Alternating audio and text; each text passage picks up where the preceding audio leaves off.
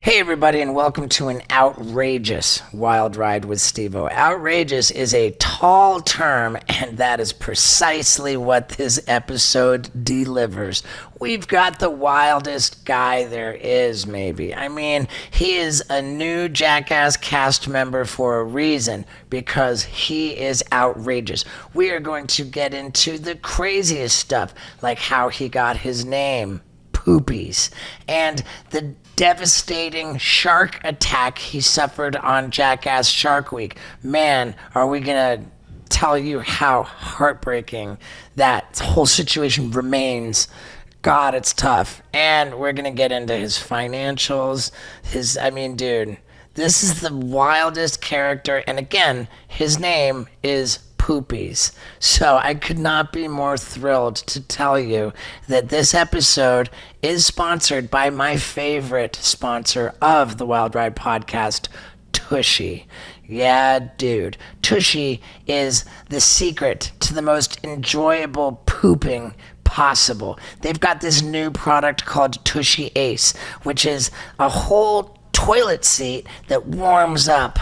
It warms the water that you blast your butthole with, because of course it's a bidet. You just get done pooping and the seat's warm. You push the remote control and then you blast your butthole so clean that one little square of toilet paper just to dry it off and see that there's no poop on the paper.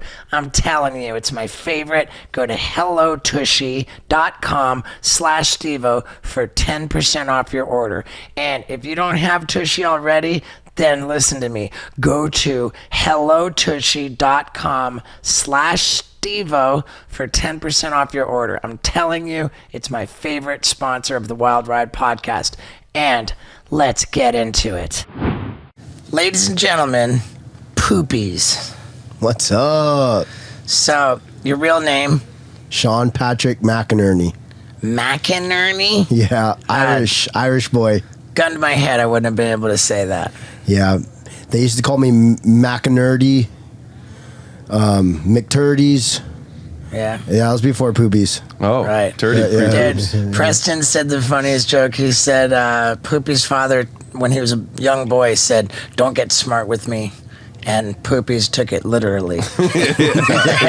Yeah. I'm so smart. I mean, dude, are you actually, you're actually pretty dumb, huh? Well, it's not my fault.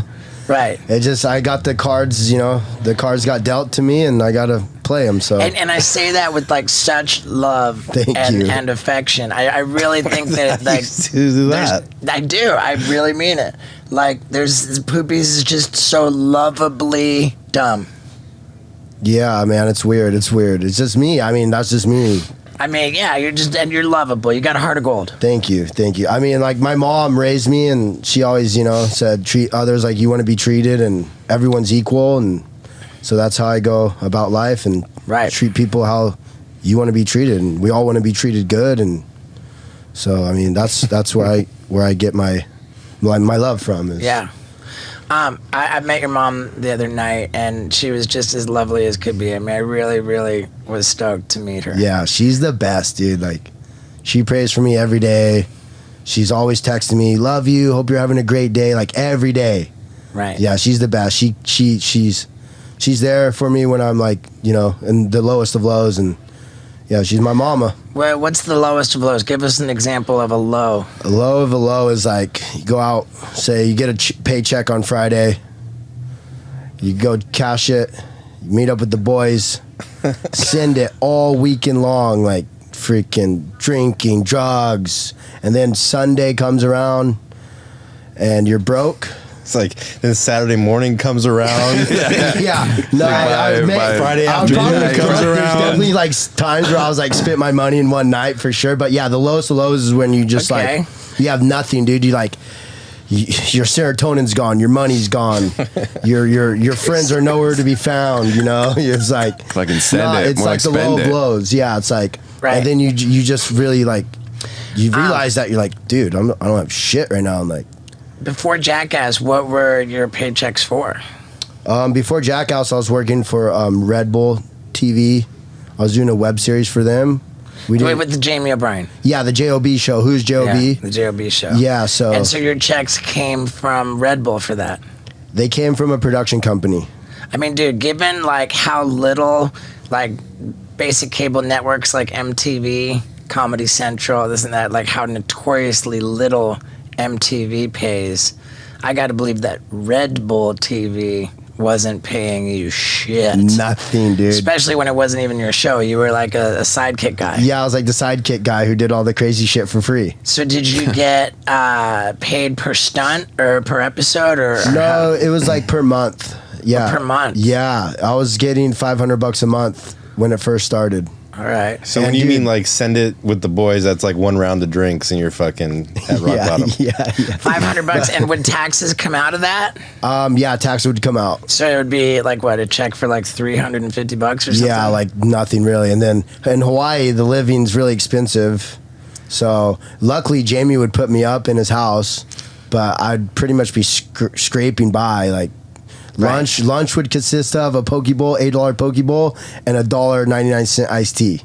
That was my lunch. And then luckily the Hawaiians love the barbecue, so I'd always be sniffing out the barbecues, you know. So that always helped, you know, but find yourself a little backyard bash. Yeah, they're always barbecuing. But yeah, I was scraping by in Hawaii, and then finally the checks got more and more every year. So at the end, checks from Red Bull got more and more? For the production company. Yeah. Because I was just like, they knew they were kind of maybe taking advantage. They knew that you were the golden goose. They knew I was the golden goose who would just do it for fun and love to do it, you know? So they didn't really say anything. They goes, you know, let's just keep them going, you know? Just, right. Because I love to travel the world, and that's what we were doing. We were traveling the world and surfing the best waves in the world with all my best friends, you know? So that was fucking awesome to me. You ever have a real job? Dude, I've worked so many fucking jobs, it's gnarly. Okay. So I dropped out of high school when I was a sophomore. Was over school. My dad would drop me off. And that was before you're a sophomore. You're 15 years old. 15 years old. And then it was when you were 16 years old that you got the nickname Poopies. Yeah. I wonder how many people know this who are listening. So Poopies came before I dropped out. Oh, so Poopies came like freshman year. Okay, so you were 14 when you got the name Poopies. Yeah, Poopies came freshman year, and then...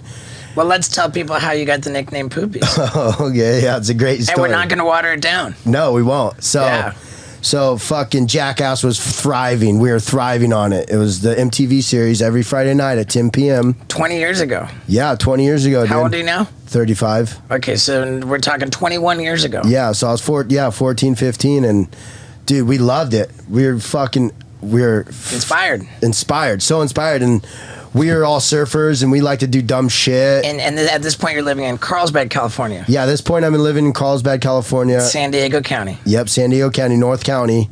I had a house on Acacia Street, on Garfield and Acacia, and I lived next to the beach, and I would just like pretty much... At that time, after I dropped out, I got a construction job because I was at the surf shop. You said this was before you dropped out. This was right after I dropped out. So I was like, fuck school. My name's Poopies. No one likes me. Well, no. We're talking about before you... The origin of the name Poopies. Yeah. Okay, sorry. He's trying to sidestep this one. There's a lot to it. Okay, let's get it. There's not a lot to it. You're in an intersection and you wanted to impress your dumb buddies. You were inspired by Jackass. So you pulled down your pants and took a dump in an intersection in the middle of the road. Yeah, so the next day we all woke up. I think I stayed a night at my friend's house. That morning we woke up. There was no waves. We're fucking bored.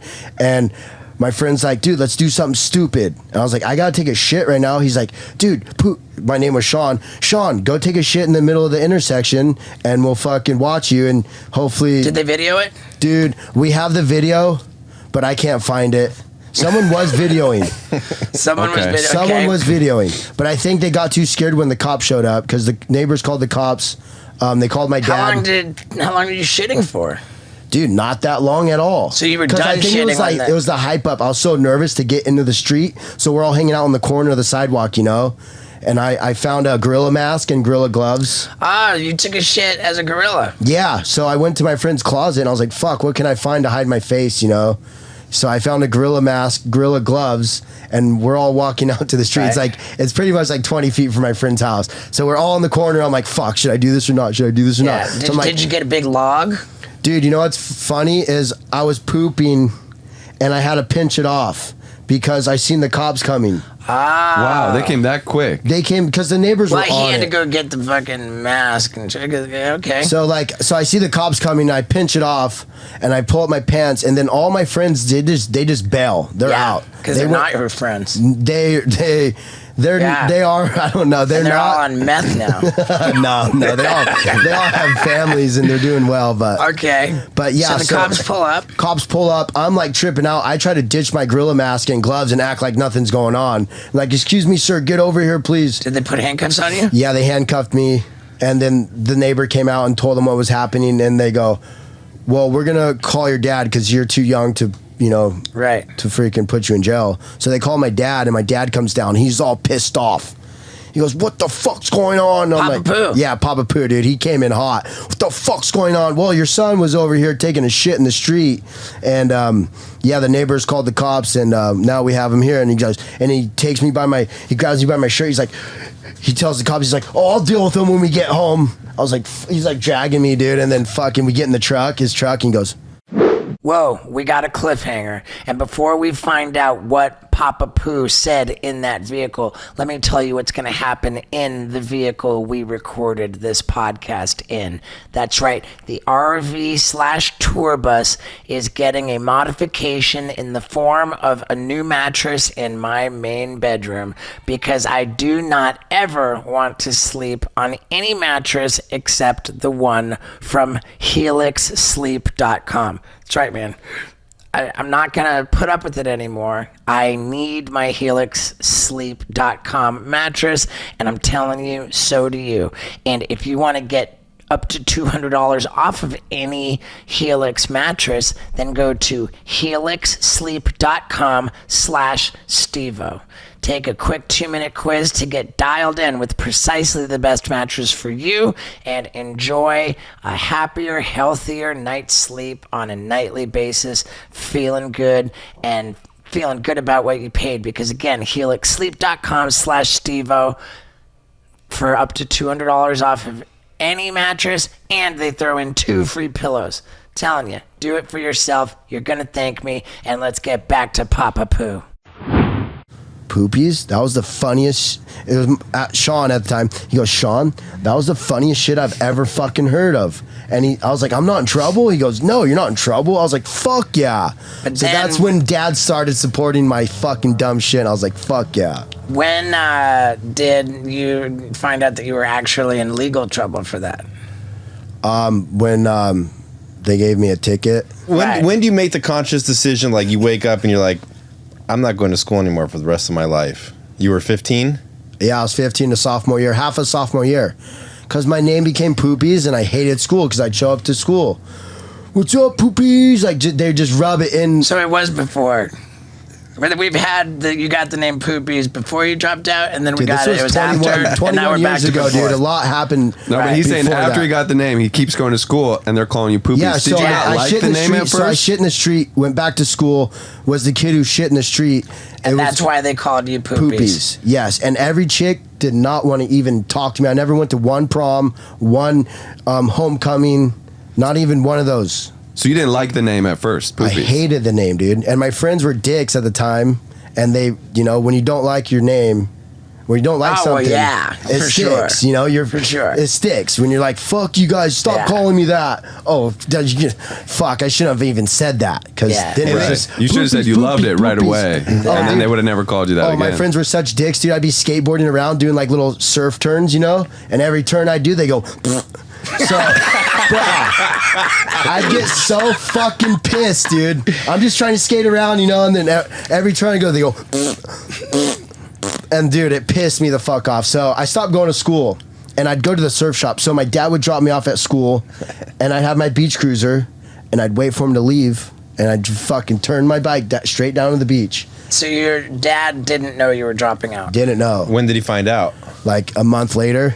And then he was like, all good? Because I gave the school the wrong number to call, can you call your parents? Attaboy. So I gave him the wrong number. Now you're not And I that was dumb like, after all. Yeah, I was like, fuck yeah, I'm getting away with this, I'm like not going to school, going to the surf shop, surfing all day. And how old were you when you moved from Missouri to California? I was in 8th grade. So when was the first time grade. you surfed? The first time I surfed, I used to visit in the summertime. To visit my dad in the summertime. So the first time I surfed, I think I was in like 5th grade, 6th grade. And you just took to it like... Yeah, because I met the surfing local kids when I'd come visit in the summer. And then I moved. And they're like, fuck yeah, you moved here? I was like, yeah. So that's when I was just hanging out with the surf rats all day and became a surf rat. Yeah. Why did you move to California? So I moved to California because my brother, I was really like, I looked up to my brother a lot. And he was like a really good wrestler. So he was like the best wrestler on the high school team in Missouri. And him and his friend were in the candy store and they stole candy and he got kicked off the wrestling team. So he was devastated, And my dad's like, well, fuck, dude. You can come out to California and wrestle, So that's when my dad drove a U-Haul to Missouri and picked me and my brother up and drove us back to California. And then my uncle registered me into my uncle registered. You said registered? My uncle registered me into. We don't need to say that. Okay. He signed you up. Yeah, he signed me up for junior high. Because my dad had to work, so my uncle signed me up for junior high. Right. Okay. And that's what. Because I showed up, dude. Bugle boy shirt, short jean shorts, and girls Adidas. Like they're like, who the fuck is this kid? And I wanted to fit in so bad, dude. I started fucking throwing pine cones at cars, straight out of Missouri. Wow. Throwing pine cones at cars. Like, who the fuck is this kid? Why'd you do that? Attention. Yeah, dude. Attention. I get it. Steve's like, I get it. So I wanted to be the cool. I wanted to be one of the popular kids, and I guess that was my way of trying to get it. But so you became Poopies. Like when you were like 15. Yeah, freshman year I became Poopies. I think it's a sophomore. Yeah. You go back to school, you're like, you're a sophomore. They call you Poopies now. You don't like it. Don't like it at all. So you stopped going to school. Yeah, stopped going to school. I started hanging out at the surf shop. How quickly after that did you go to Hawaii? Oh, not for a while. Oh, not for a while. So when I dropped out of high school, I kind of worked at the surf shop. If you hang out at the surf shop and you're supposed to be at school, you better be sweeping the floors or fucking cleaning the shaping bay or doing something productive, to help out the shop. So I ended up meeting this guy who was working construction who lived at the surf shop, and he got me a construction job. Okay. So I was making fucking pretty good money, and I wasn't even like 18. I think I just turned 18, and I got my first job on a construction site doing track homes in La Costa. All those alga houses in La Costa, I built all those. Well, I helped build. I was the laborer. Good. So, but fuck, dude, you guys are gonna love this one. So I was killing it, right? And then the guy who got me the job got fired because he ran over a fire extinguisher with the pettibone. It's like a big forklift. So they're like, fuck, Poopies, he kind of taught you how to drive the pettibone. I was like, yeah, I can drive the thing, This huge-ass heavy machinery. Like, I'm fucking driving around, picking up nails and fucking plywood on the roofs. Like, I'm killing it. And then they bring in this new pettibone, and I wasn't used to it. And you have to pull the parking brake and the hydraulic brake. Well, this one I wasn't used to, so I go up to the top of this hill, and there's the bin, where you get all the nails and all the shit for the framers. So I'm getting all the shit for the framers. I walk into the bin, and I fucking come out, and I go, who the fuck took my pettibone? Bro, the Mexicans are pointing at it. They're like, your pettibone's down here, bro. I forgot to put on the brake. The thing went backwards, dude. Down this hill, almost took out a house, took out this masonry wall, and I was like, dude, this is gnarly, dude. And I look at the pettibone, the wheels are all fucked up and shit. And then, dude, it was like I see the boss coming up the hill with this truck. I'm like, bro, I didn't even know I forgot to put the hydraulic brake on. He goes, Sean, I think it's time for you to take, so beat it. He's like, beat it, kook. And I was like, fuck yeah, unemployment, summertime, let's go. All right. So I was stoked on that. Nice. But I almost took out a fucking like $1 million house that wasn't even built yet. When you were 18, what did you see yourself doing in life? Like, what'd you want to be when you got older? I wanted to be a pro surfer. And when you were working that construction job, your boss called you Poopies. No, at that time, yeah. So I didn't let anyone know my name was Poopies because I hated it. He still didn't like it. So I tried to hide that name. So when did But at any year he references, if he's 2, he's like, my mom called me Poopies, get off the couch. At 4, his dad said Poopies. Right. So when did you embrace the name Poopies? Dude, so when I went to Hawaii... You're still conflicted about it, I know. Yeah, dude, it's does your Tinder say Poopies now? No, it says Sean. Because you I'm don't still feel weird about when like I meet chicks, dude. I don't go hi, I'm Poopies. I go hi, I'm Sean. And then my friends goes, what? That's not your name. His name's Poopies. I'm like, dude, shut the fuck up. Yeah, you're like, dude, I'm trying to crush some beef over here. Dude, I need some puss. You guys are getting laid. I didn't lose my virginity until I was 19 because my name was Poopies. No fucking joke. It's not like an icebreaker or something. Like yeah, dude, they're like, what? Why's your name Poopies? Oh, he took a shit in the street. Yeah, but they don't get the jackass thing that they're like. We were just that savage. We loved it, and no one else liked it. Because they're all jocks and shit. We're the surfers and skaters. We loved it, but the jocks and all the hot chicks that you want to hook up with, they don't like that shit. So yeah, it was definitely a cock block for me. I mean, it's a great name. I love it now. Like, I fucking love my name now. Like, except when you're trying to crush beef.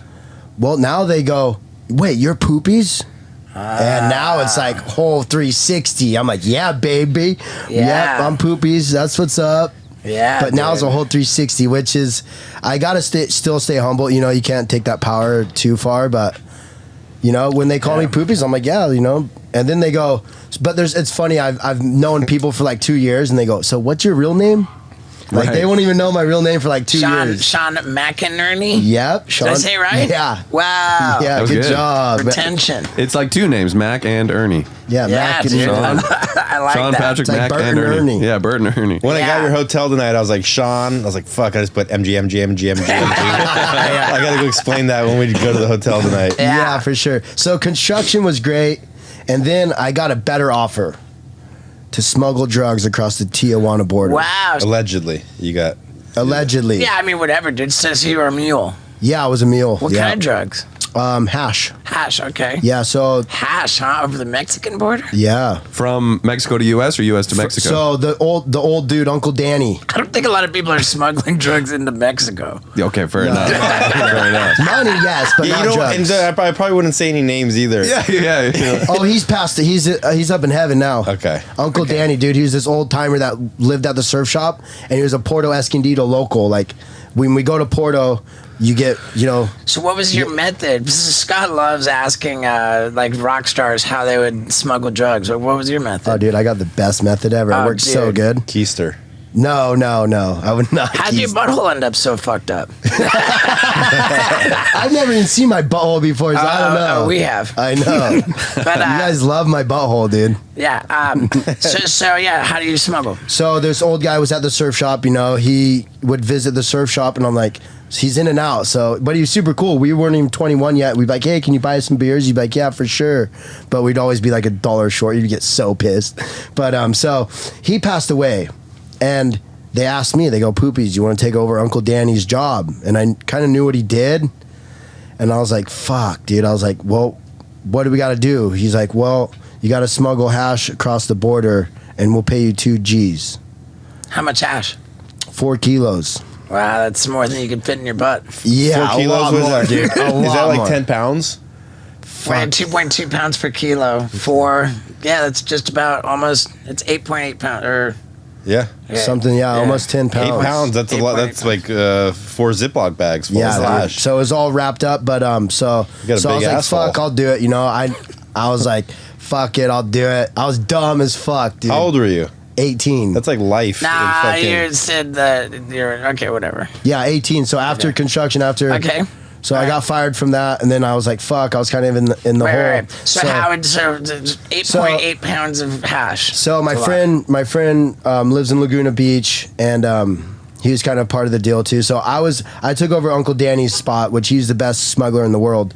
So they had their ways of doing it. So I met up with this guy in a hotel, Tijuana hotel, like the nice one, and I'd go up to his room, and he'd have these pajamas, like like Sewn long in. johns. So it would be sewn into the pajamas. Yeah, pockets sewn into the long johns. So I'd put on the long johns, and then he'd put these bricks of hash on me. Straight out of that movie, the Wolf of Wall Street, right? No, Midnight Express. The Midnight Express. Yeah. Yeah, it was fucking crazy. So my first time, I'm like, dude, what the fuck am I doing? And I can't go. just The walk first through? time. So yeah, the first time. So I was like, what the fuck am I doing? But What, did you wear anything over the long johns? yeah, so yeah, they put all this hash on me and they tape it all up. So you're dressed up like you're going on to a fucking ski resort, but it's actually Tijuana where it's like super warm. You're the only guy who dressed for winter. Long Puffy john. North Face. This was the thing. You got to wear loose clothing over it.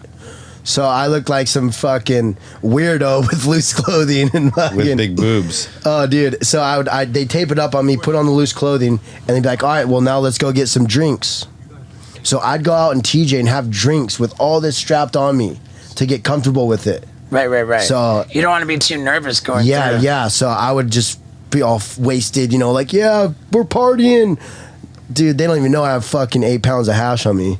And then I go through the borderline with all the party kids. And they're like, what are you doing here? Oh, I'm just partying, And they're like, all right, Grump. Are you thinking like, man, a dog Bro. might smell this? Dude. So all they would have to do is just touch me and they would feel it. And dude, they'd have dogs right there too. I would just like kind of just not look at them. There were dogs when you had that much hash strapped to you? Yeah. The dog didn't... Nope. It was no smell. They're really good at what they do. So they were packing it in like vacuum sealed bags. Yeah, with, so like, they'd bring it from Porto. They'd make it in Porto in the Oaxaca mountains.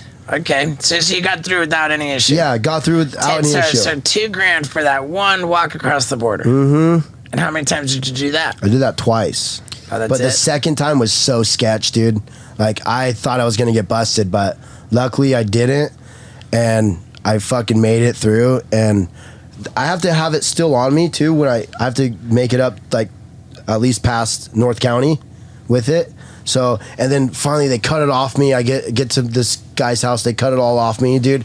I could fucking breathe, dude, because I couldn't breathe, dude, with it all on me and shit. And I have to, like, suck in and, like, show them my passport and be like, yo, I'm just here partying, like, trying to suck it all in, dude. It was fucking gnarly. Damn. How So- much of the $2,000 would you spend in Tijuana that night? Oh, I wouldn't get paid until I made it all the way. Oh, okay. Yeah, I'd go straight to 7-Eleven, grab Slurpees, all the candy, all the hot dogs for all my boys. Nice. We were living large at that surf shop after a run. For real. Yeah. It was gnarly, but yeah, dude, that was the smuggling shit. And I was over that, dude. So I started going up north to trim weed. Trim weed. Yeah, so I was working on a farm. So how much you get paid to trim weed? Like $200 a day. And they feed you and house you. So the whole time you're just saving money. And that's How much can you trim in a day? I can trim like a pound in a day. Like it's like $200 a pound, So I trim like a pound a day, but it would take me fucking all fucking day long. Like it sucked. So I did that for a few years. So I'd go up north from like August to October and trim for like 2 months. Excuse me. So I'd go up there, trim, save my money, and I'd go to Hawaii with my trim money. And that's how I made it to Hawaii every winter. So my goal was before my birthday, I'd have to make it to Hawaii before my birthday. so it was when you got to Hawaii that you met Jamie O'Brien. Yeah, not 2 years after, actually. My first winter, I didn't meet him. Then my second winter, I met him. Okay. And How'd you then, meet him? I was actually hanging out with his filmer, Damian Robertson, and we were kicking it, He's kind of like, hey, I'll film a couple clips for you if you get a good one. I was like, sick, cool. And then I found out he's Jamie's filmer. I'm like, what? You're fucking Jamie O'Brien's filmer? He's like, yeah, you want to come over and hang out? We're going to barbecue tonight. And so I came over, and they go, yeah, this is Damien goes, yeah, this is my friend Poopies. And Jamie goes, what? Your name's Poopies? Were you bummed that he introduced you as Poopies? Kind of, because I was trying to. So when I went to Hawaii, I was trying to get rid of my nickname. I went to Hawaii, I was like, yes, there's no more Poopies. And my friend Tiago, he's like, bro, his name's Poopies, you guys. Like, don't let him tell you his name's not Poopies. I was like, fuck. I was like, fuck, I tried to get rid of that name. I tried to escape the name and it followed me, dude, to Hawaii. Yeah. So then they're like, fuck, why'd they call you Poopies? I told them the story, you know. But it was funny because Jamie... Did you tell them the whole story? No. But no, Jamie, it was funny because Jamie kind of felt bad for me. He's like, dude, I'm not going to call you Poopies. I'm going to call you Sean. A week later, he's like, your name's fucking Poopies, dude. Sweep the floors, fucking do the dishes, and we'll fucking go surf in a little bit. So yeah, and he was already making the Red Bull show, or no? He made one movie, his own surf movie, that came out on DVD. And then Red Bull, it kind of did good. So Red Bull was like, well, let's try a web series. That's when web series were first coming out. So we started the web series and it fucking took off. And they just loved us, seeing us travel. I mean, dude, I know that before anybody had any clue that you were on Jackass, you were already surf royalty. Like when I was at Kelly Slater's Surf Ranch, I was like, dude, we're making a new Jackass movie and we got Poopies in it. Every single person was like, no way, Poopies. Sick. Like, you're well known in the surf industry. Yeah, I mean, I send it. It's my kind of title in the surf world is like Poopies. Yeah. But it's not like I'm not the pro surfer, you know? Right. I'm not the pro surfer who's getting all the money from all the sponsors and all the chicks and stuff. I'm Poopies who is sending it for fucking $100 a fucking day. You're kind of like in surfing what I used to be in skateboarding. I would be the guy in the videos doing anything but skateboarding. Yeah. Well, yeah, I mean, exactly. Because you just want to be one of the boys, you know? Well, I wanted to be in skate videos and I wasn't that good at skating. Yep. So I lit myself on fire and shoved things up my butt. Yeah, I love it. Yeah. So you become famous. Famous in the surf world. Strictly from Jamie O'Brien's Red Bull series and then his YouTube channel. Yeah, so after the web series, we did that for 8 years. Jamie's like, we're not going to give Red Bull any of our content. We're starting our own YouTube channel. And he's done very well with that. Oh, he's done so well. But how did you go from that to Jackass? You met Trip Taylor. Yeah, so Jackass I met Trip Taylor when I was 16 in Carlsbad, California, at the surf shop that I used to hang out at. Wow. Because he was trying to do a show for my friend Adam Knox. He's putting together a reel for him. And it was super boring until I showed up because they called me like, we got this one kid, his name's Poopies, he'll fucking send it. So they called me up like, Poopies, we're going to film something, you want to come? I was like, fuck yeah. It's funny too because it's still on YouTube. You can see how fucking nervous I am. I'm like, hi, I'm Poopies, and fuck, it was fucking classic. But I sent it for them and the show never got picked up. And Trip saw my success with Red Bull TV and seen all this crazy shit I did. And he came to me one day, he's like, Poopies, they're looking for new talent for Jackass. I go, shut the fuck up. Yeah. He goes, I'm trying to get you in. Don't get your hopes up. I was like, I'm not. And then all of a sudden I get a call from Trip. Hey, I got you a Skype call with Knoxville and Jeff Tremaine. And I was like, shut the fuck up. Like, I was so nervous, dude. I was counting the days. I think I had 7 days until that Skype call, dude. I was so fucking nervous until that moment came on. Then they, boom. Hey, Poopies, how's it going? From Knoxville and Jeff Tremaine. I'm like, what? What's up, you guys? Like, I'm freaking out inside. But we had like a 10-minute Skype call. And they're like, we're flying you out to LA to come do a test shoot. And it fucking went fabulous. And that's when they said, Poopies, you are made for this. Yeah, I wasn't there at that test shoot. I know. I was like, where the fuck's Steve-O? Yeah, I wasn't there. I was trying to hold out for a better contract. So I was playing hardball with playing the hard to production. get. That's smart. And but I heard from everybody after that test shoot, and everybody said, dude, this new guy, Poopies, is going to be the breakout star of this. He's so fucking funny. No way. I heard such glowing shit about you from that test shoot. Sick, dude. Everyone said you were gonna be it. You're gonna be the star. Dude. Yeah, it was a trip, dude. I went there and I was like, I'm not holding back. Like, I was volunteering for every stunt. And they're like, dude, this kid's fucking, is he mentally crazy or what? Like, I was like, no, I'll do it. So, I mean, that was my point in my time in my life is I have this opportunity and I don't want to fucking let it go. So I had to like try my hardest and pretty much put my life on the line. The thing too, it was so great. Like I was talking with Preston Lacey the other day. I talk to Preston every day and he only says great things about Poopies. And you know what? I only say great things about athletic greens, man. I've told you before, I use this every day. But candidly, today was a gnarly day, dude. I started at 8:15 in the morning with radio interviews. I was all over Florida, doing just work all day, and I somehow didn't get around to doing what I'm doing right now, which is dumping my athletic greens into a cup of water. Better late than never, man. And what's athletic greens? Well, it is like a supplement which you can take on a completely empty stomach first thing in the morning. It's loaded with 75 different vitamins, minerals, probiotics, like just so much healthy stuff. It fills in all of the gaps in my crappy diet. And lately, that's an important thing. I'm telling you. Plus, it tastes absolutely delicious. I mean, it's good for gut health, it's good for digestion, it's good for nutrition, and it's just downright delicious. I use it every single day. It's called Athletic Greens, and if you go to athleticgreens.com/Steve-O, you're going to get 5 of these travel packs totally for free, and they're going to give you an entire year's supply of immune boosting vitamin D. You can't beat it, man. I swear by it. I love it. It's delicious. It's healthy. And you can't pass up this deal. Go to athleticgreens.com/Steve-O. 5 free travel packs, a year's supply of vitamin D. It's a great deal. And get on it. So, while I pound this, let's hear about how much everybody loves Poopies. And I was like what? Because you genuinely are the breakout star of the movie, you know? I really think that's safe to say. And I was saying, like, dude, what, like, Poopies doesn't even have, like, in Jackass Forever, like, that one signature solo bit that's like you don't even, They didn't put it in. They didn't put it in. What was it?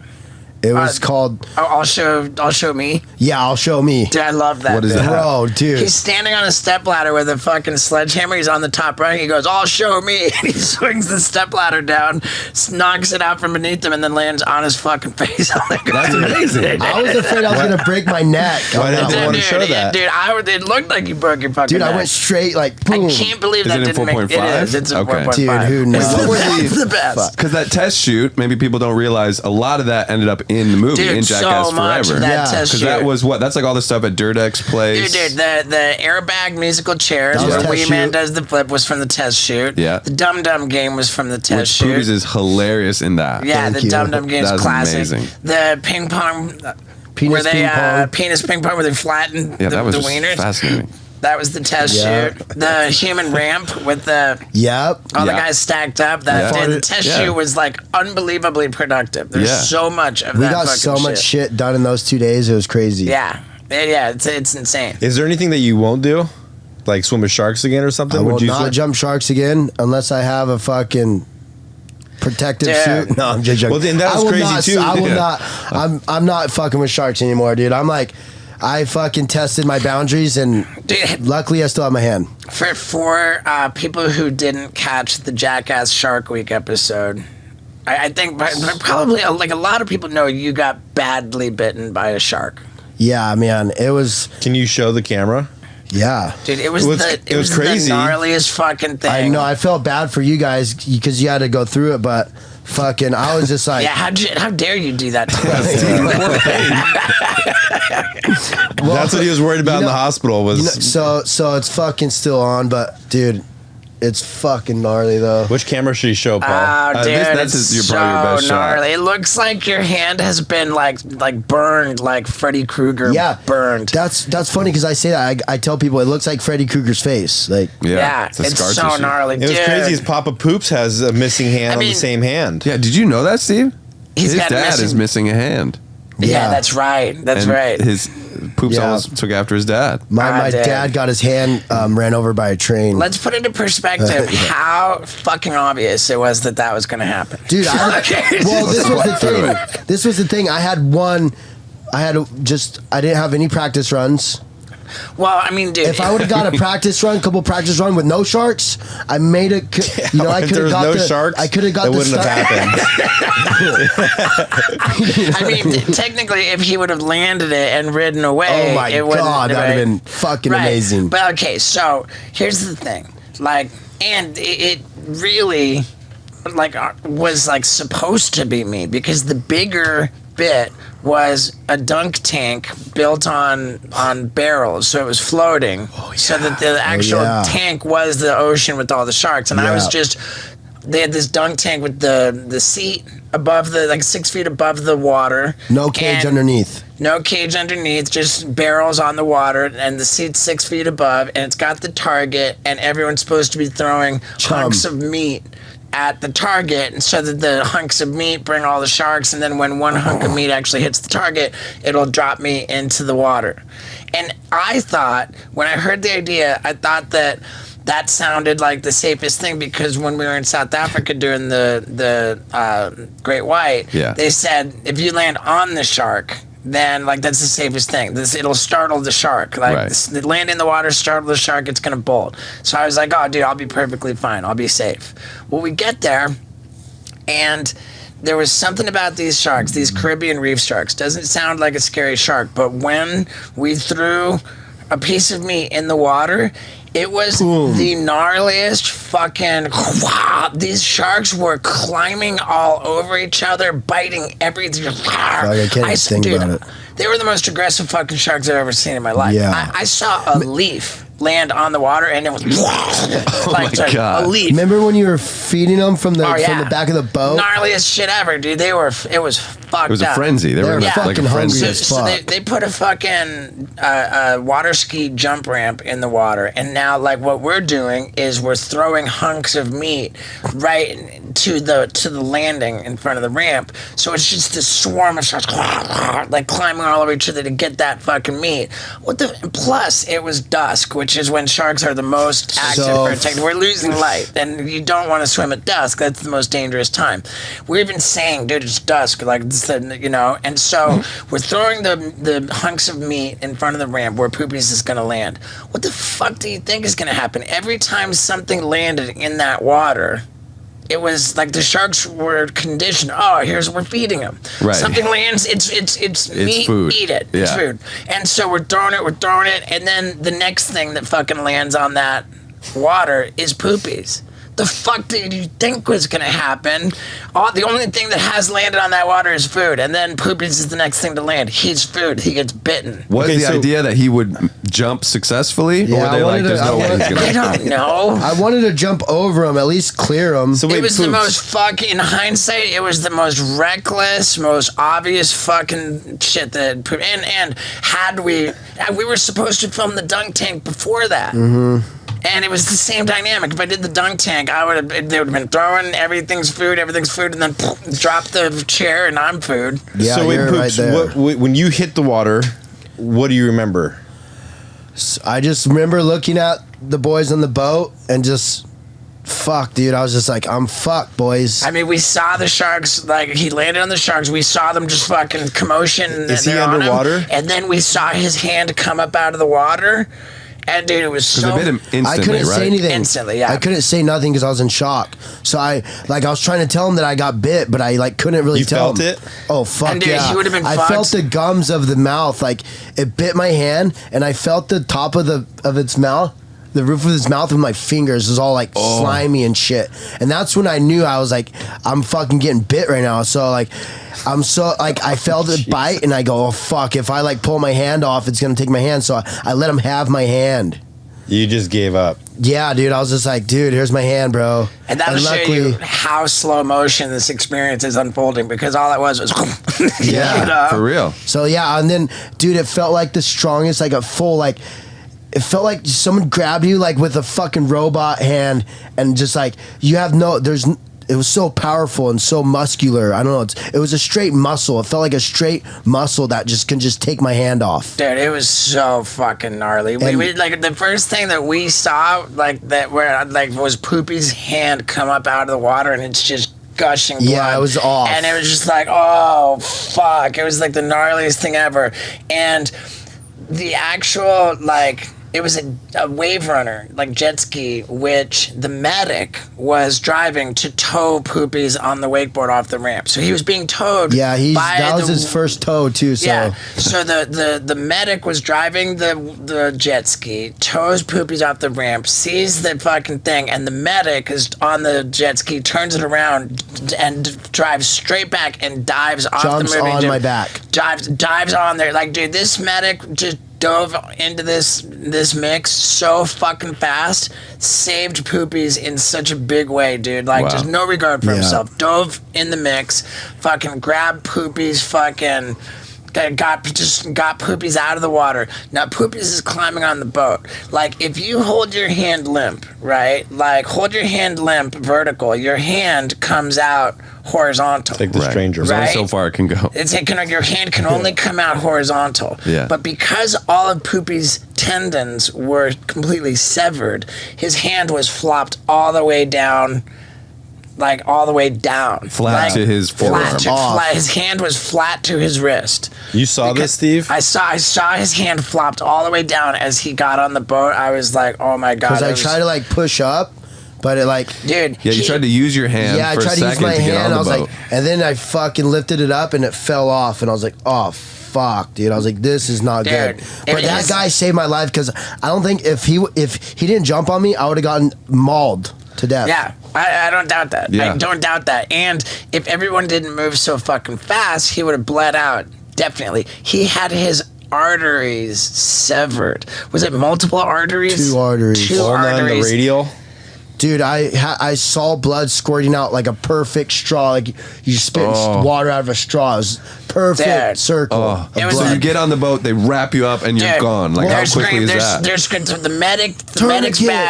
The medic's bag was on another fucking boat. So they're like medic bags. They'd like go fucking like, and it all happened so fucking fast. Yeah, and the They're current was fucked. So like it took me to the side of the boat where I'm supposed to get on. It passed that. So now they're like trying to get me on the boat, and then my wakeboard gets stuck between these two metal he's bars. still on the wakeboard. And I'm still on the wakeboard. And Tremaine's trying to get the wakeboard off. He goes, fuck, I don't know how to fucking get this wakeboard off. I'm like, just chill. I'm like, just grab me a fucking towel. And so they've got the wakeboard off. They got me onto the boat. And I'm like, just give me the fucking towel. Everyone's freaking out. They're like, they don't know what to do. I'm just, give me a fucking towel. I wrap it up, and I just fucking hold on. And I remember one of the camera divers, he's just like, just lay in my arms. Dude, everybody was so fucking pro, dude. I just, like, it was a double-decker boat, and I just went straight to the top deck, just like to the other side of the boat, top deck, and just had my face in my hands. I was just like, Jesus. Yeah. I couldn't deal with it, and What were you thinking, Steve? Why? well, I just knew that I didn't add anything. I added no value to the situation. We had the medics. They got the tourniquet going. Jesus, dude. They fucking immediately like had The speedboat showed dude, up. Poopies was on the boat probably in less than a minute. Yeah. Tourniquet was on, like The longest time of that part was getting the wakeboard off, I think. right. And then I got that off, and then it was just like speedboat, medic bag, tourniquet. So I had a tourniquet on this arm, right here, and then I had a tourniquet like right here. Got But, you. dude, Just it to felt stop the like- blood flow. Yeah. And then but it wasn't like working that well. But yeah, luckily they got I fucking took a speedboat, dude. Dude, the speedboat came in so hot to the docks, dude. We almost fucking like ate shit into the docks. And that one bumped my hand too when we hit the dock, bro. I was like, oh. How fast were you in it was like a surgery? 10-minute boat ride to the dock, Okay, and they 10 had minutes. A 10-minute boat ride to the dock, and then they had to get me in a van, which was 20 they had minutes. a van ready to go. 20 minutes to the hospital, and then they got me in the hospital, and they're on like lunch break or some shit. And I got some. And dude, keep in mind, this is the Bahamas. This is not the most capable fucking hospital. Right. You know, but they were able to stabilize Poopies at the Bahamas hospital, and they were like, "Yo, he's got to get airlifted to Miami Florida, to get Because I had to sign myself out of the hospital because there's this little Asian doctor, and he's like waiting on a phone call to like get the approval for surgery. I'm like, dude, I'm not getting surgery in the Bahamas. And Poopy's dad was at the hospital in the Bahamas. They wouldn't let his dad in. Yeah, they wouldn't let my dad in. Coronavirus. They're like, no, you can't be in. And Poopy's dad was fucking Dude, going I just wanted to see someone that I knew. Like, it was the worst time in my life. Like, Dude, and when they get Poopies on the speedboat to take him to the shore, I'm up on the top deck and I see Poopies on the speedboat and I just go, Poopies, I love you, dude. And fucking Poopies looks up, he goes, fucking Steve-O, what the fuck? Or no, he says, yo, Tremaine, what the fuck? I better get a bonus for this. Yeah, I go, yeah. I want a fucking bonus, dude. Did you get a bonus? No. No. No. My bonus, I can't hear the engine. Right. And so like, that, and right as soon as it happened, the medics are doing all their thing, right? You got like Tremaine's there. You've got like, you know, Trip Taylor was there, and then you've got like the Discovery Channel people there. They're fucking like, freaking out. There's like the Jackass production team, and then there's the Discovery production team, which was just another production company. And the guy, the executive producer for this other production company, like whoever the main guy was, he goes, "Oh my God, dude." He goes, dude, oh my God, we just ended Shark Week. Like, oh my God, like, there's never gonna be Shark Week. Shark Week had gone on for up to that point 30 years without ever anybody getting bitten by a shark. And Knoxville's like, dude, it took us 30 minutes. Yeah. Right? Like, Well, yeah. I mean, Jesus. It's the best documented shark bite clip in history. Perhaps. Wow. Yeah. And so like as soon as this executive producer guy says, dude, we just ended Shark, their Shark Week's over, dude, we could fucking, oh my God, this is the worst fucking thing. And I said, no. Immediately, this is when I snapped out of it, and I was no longer like shut down emotionally. I snapped out of it. I go, no, You had dude. value to add. Now I felt I had Steve-O value. had my back, dude. Steve-O had my back, Immediately, bro. I said, no. The worst thing, the only bad thing that can happen out of this situation is if that footage doesn't come out. Yeah. Because this footage will make Poopies a legend. And the worst possible tragedy would be if Poopies had this happen to him and then didn't get the credit. Yep. This has to fucking come out, and we will go to war. Yeah. Like whatever. Like, because they figured that the show was going to be shut down. Everything was just going to be They shut thought down. I was like gonna sue him and shit, and like I was like, nah, dude, I'm just. I don't know that there would have been a lot of grounds for suing. No, I mean, they had a lot wouldn't of- want to do that. I'm not that guy, anyways. Right. you know? They must have had a lot of views for that episode, right? I mean, probably the most. Dude, it was humongously successful for they were thrilled. And That was my debut of Jackass. and then the next day we learned that not only is Shark Week not shut down, but we're gonna go filming. Poopies has been air-vac'd, to Miami. I was in surgery. Poopies had multiple surgeries to reattach severed arteries and tendons. All my tendons. Who knows how you reattach completely severed arteries, but they did that for 2 of them. It's just insane. And they tell us, hey guys, we're going on another Shark Dive. Oh yeah, the next day you guys went out, huh? When you were in Miami, we went on another Shark Dive, and they're doing all these interviews, and Dude, that's fun. dude, I mean, fucking that. I was just fucking hamming it up. I was like, dude, fucking. Let's go find the shark that bit Yeah, we gotta go Poopies. we gotta go get revenge. That show, Revenge. what that shark did to Poopies was not cool, man. Yeah. And we are going back in the water to find that son of a bitch and give him a piece of our mind. Yeah. Legend, like dude, legend. that was not fucking cool, man. And we are gonna go fuck. But we're not trying to look for bad blood. We just want to go squash the beef. Let them Yeah. know that wasn't cool. Yeah. and just Right. squash the beef. You know. Yeah. Like, and I was like, Shark. Poopies is probably going to make a full recovery, and this will be the best thing that ever happened to him. Yeah, you Plus- filmed that video that night at the hotel. Yeah. Plus, he got to ride his first private jet. Yep. There you go. Yeah, it was great. Yeah, I'm so glad I fucking survived that thing, dude. Are you glad it I'm glad I still have my happened at all? hand, though. Like, imagine if I didn't have a hand, dude. I'd have been like, fuck. I'm so Nope. glad you Dude, survived how that much- thing too. Thank you. Yeah, dude. I'm sure everyone You were is. supposed to have it fully back in October. That was now October, November, December, January, February, Yeah, March. yeah. Like, I'm still going to physical therapy. so we're 6 months late, and it's not all the way Dude, back. 6 months later, dude.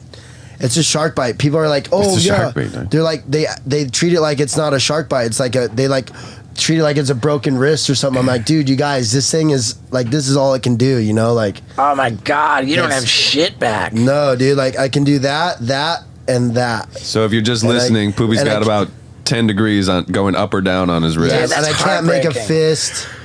And, do you have nightmares? I can shaka. I mean, dude, that's fucking heartbreaking.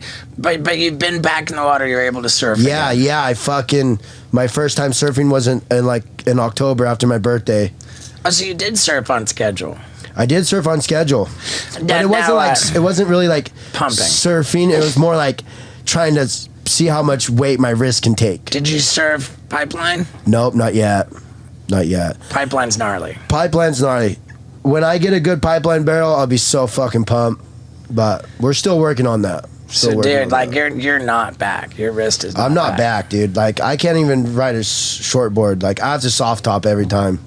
Like that's so fucking heartbreaking, man. I know, man. But after that happened, I remember I felt guilty, and I had fucking like. I know. I don't know why the fuck I would feel guilty. I didn't fucking. You didn't do anything. I didn't put you up to it, dude. Yeah, I didn't invite anybody. You shouldn't feel that way.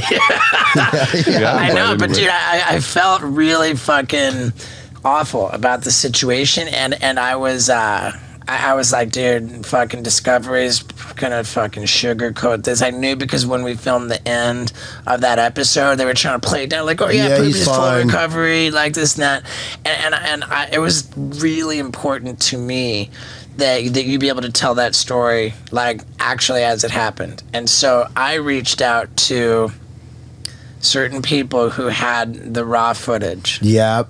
And I got legend both underwater camera angles, all of the raw footage of the bite, all of everything like the gnarliest.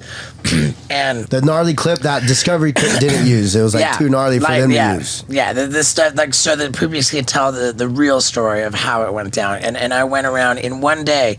I went around and I filmed Knoxville and Tremaine and Jasper, who was there. Everybody who was there. And I did my own little interview with them. So awesome. And then Poopies did his own interview to tell the story. And we put together this phenomenal video about all of our perspectives on the attack. And Poopy's telling that story. Was that like the first time you told the story? Because Poopies broke down and fucking cried. It was like the first time I told the story out of a Discovery. Dude, that's it. We're linking that fucking video. Because you put it on your Chanel. Yeah, it's on the Poopy Chanel, bro. It's on the Poopy Chanel. You gotta check it out. No, it's a powerful video. It's so well done. And it's the only video it's my real feelings out that one. For sure. Yeah, it's the only video on your Chanel that has over 1 million views. Yeah, baby. Hell yeah. Is there any, like, I know you're glad you survived, right? But like, is there any part of you that you're glad you got bit? There is, dude. Like, cause like imagine my story is like, I fucking got bit by a shark. I jumped a fucking shark pit, like Fonzie was gonna, like Fonzie did, you know. Not like Fonzie did, no. Not like Fonzie did, but you did a Poopy style. I was wearing what Fonzie was wearing, but yeah, dude. I mean, like, who can say they jumped a fucking shark pit with a wakeboard and fucking didn't land it and got bit? And I'm here to tell the story. Like, right. I don't think there's anyone in the world has ever fucking jumped a shark pit. Not like you have. Not like me. Yeah, and the bite. I mean, but yeah, dude, it is heartbreaking, crazy. but it's also it's definitely cool. Like it adds to my legacy, dude. It adds to my legacy, man. What are you limited in doing? Like we've established that surfing pipeline is. So there's like surfing pipe, shortboarding, big waves.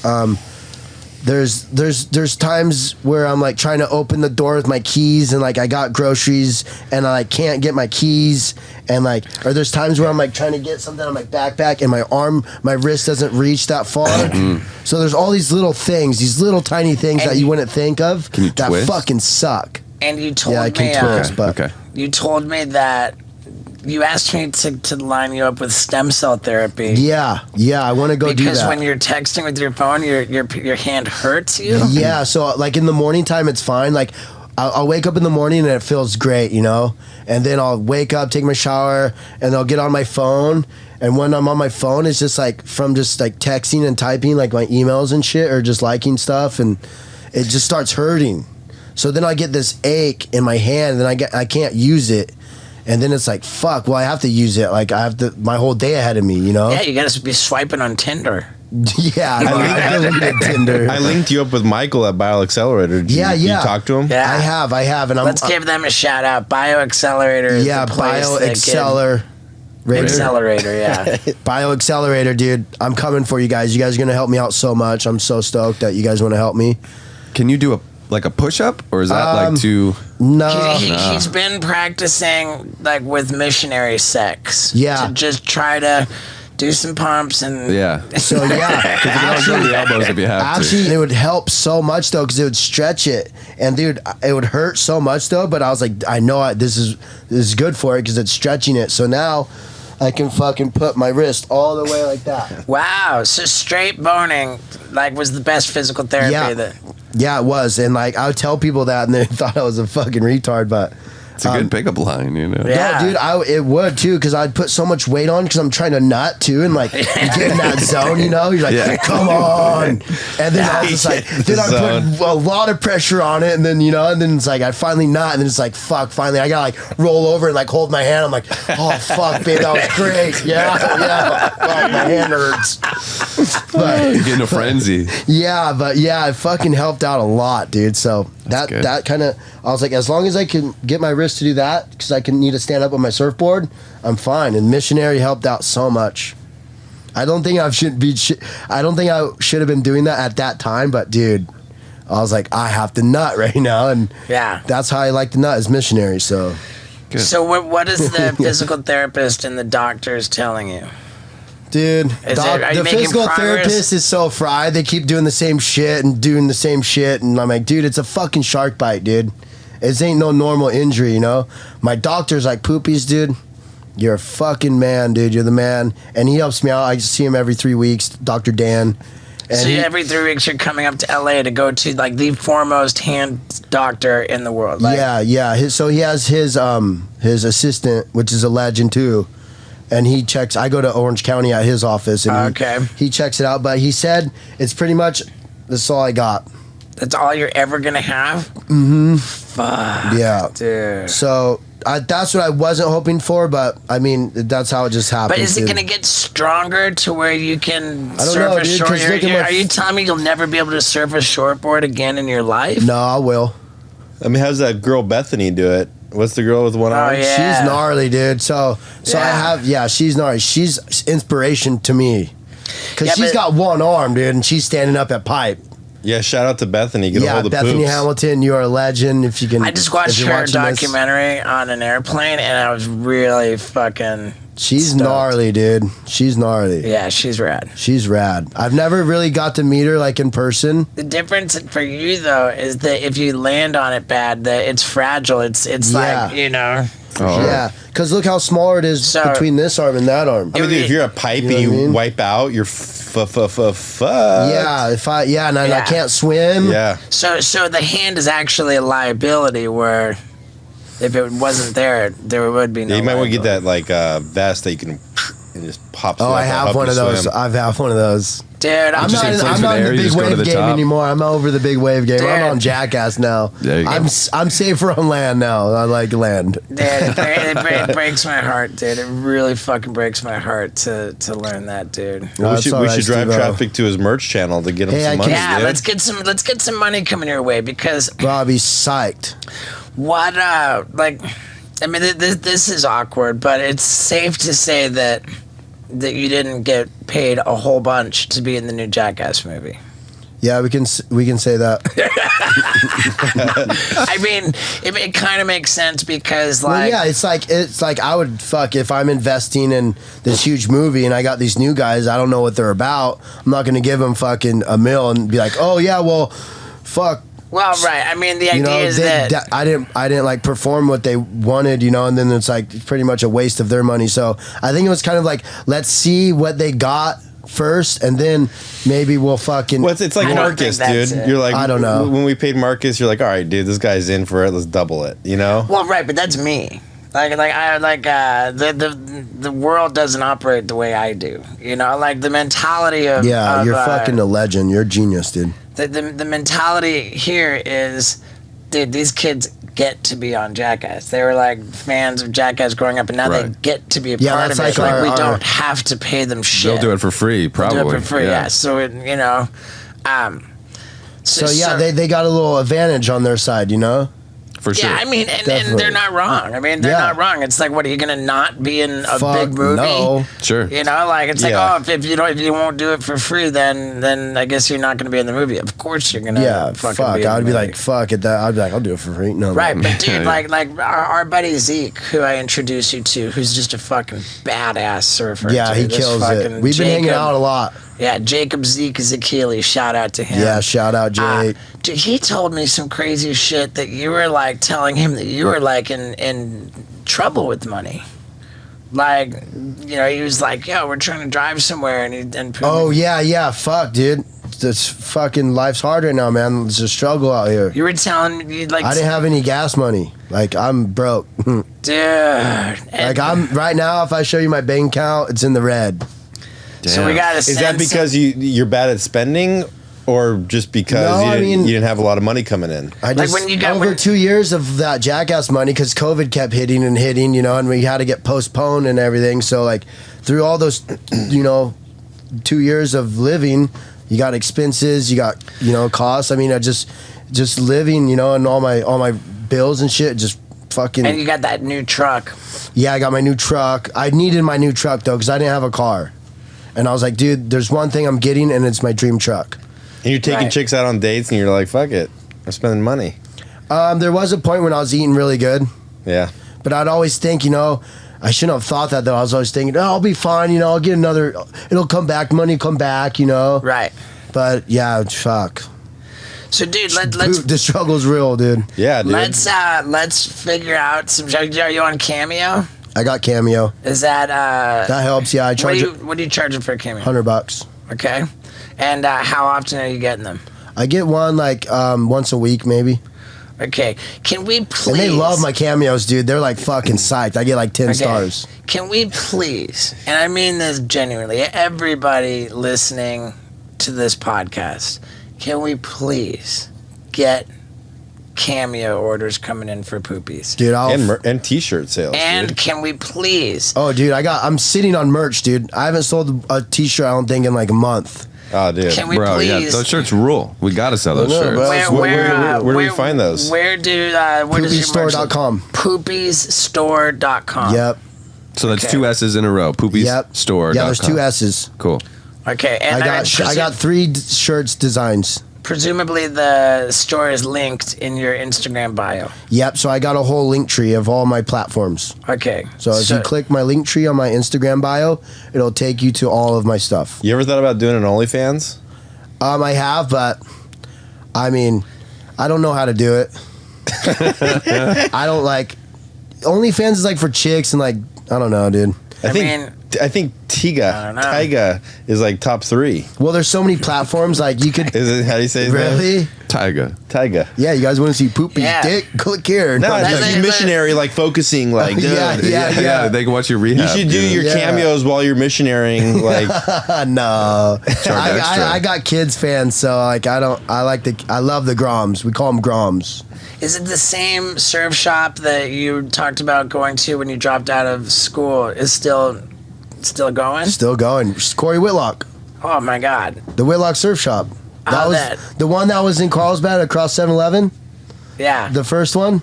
That was the one next to State Beach, and that's the one. Okay. That's where it all started at Whitlock Surf Shop. Shout out to Corey Whitlock. Yeah, dude. He's a legend. But yeah, so those T-shirts, your first order of merch, I was screen printing those shirts. Wow, dude, that's crazy. What, the classic Steve-O design? Yeah. Remember the ones that weren't dude, he ordered like 2,000, bro. He ordered like the ones where people like would come and then they would wash it once and then all the ink would be gone. Yeah, because we didn't stamp them. You're supposed to stamp them all. Put them in the oven to like. Why didn't you? You're supposed to double bake them too. Yeah, they weren't baked, so like the ink on the shirt was just smearing, and I was like, dude, fucking. Yeah, that was you. That was. That wasn't me, bro. That was not me. I was screen printing and putting them on there. This shop is so classic. They were like, yeah, dude, we don't let our guys drink before 4 p.m. Oh,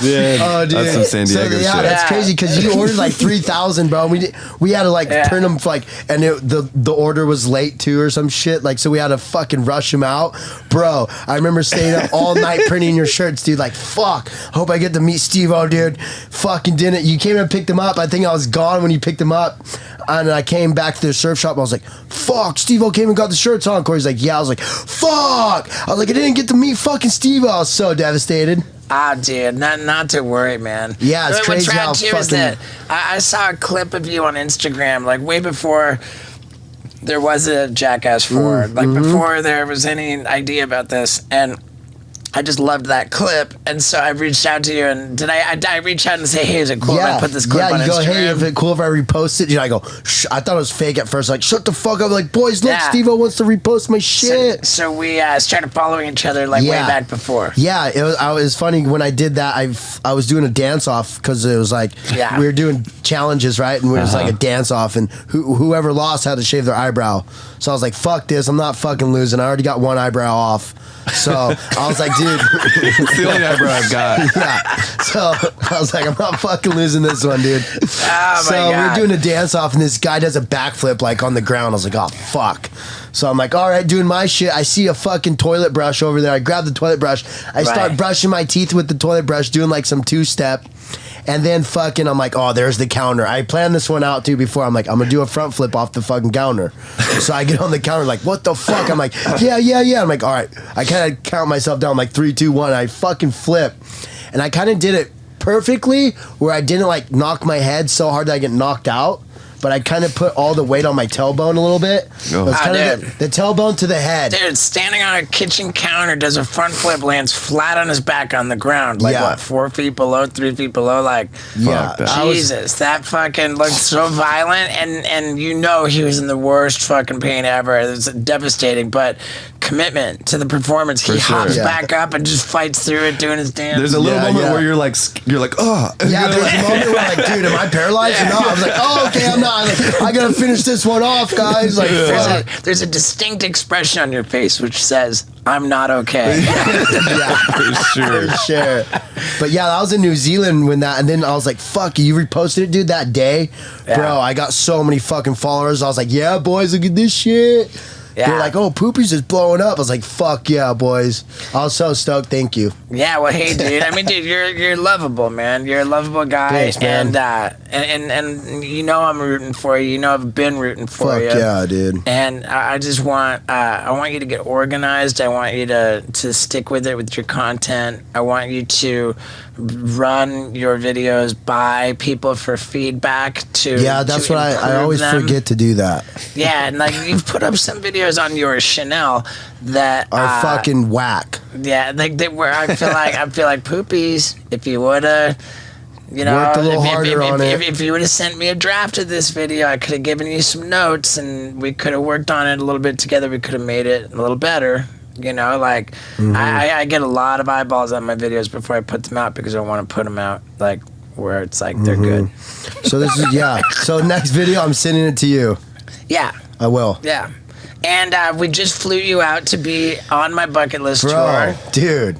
Poopies hit me up. He says, yo, my family's in Springfield, Missouri, or near there, and they want to come to your show. Is that cool? And I said, Poopies, let's fly you out to be at that show with your family, and then let's bring you on the bus for a couple cities. We can hang out, we can get some footage, then we'll send you home from Indianapolis, which is where we are now. Yep, we're in Indianapolis. We just had a run. You just did stand-up comedy for the first time. Just did stand-up for the first time this week, and dude, I fucking like it, man. It's so cool. We put a couple grand in your pocket. Yep, stoked. Thank you so much. Yeah. I need that. Were you more nervous getting up on stage for the first time or smuggling hashish over the border?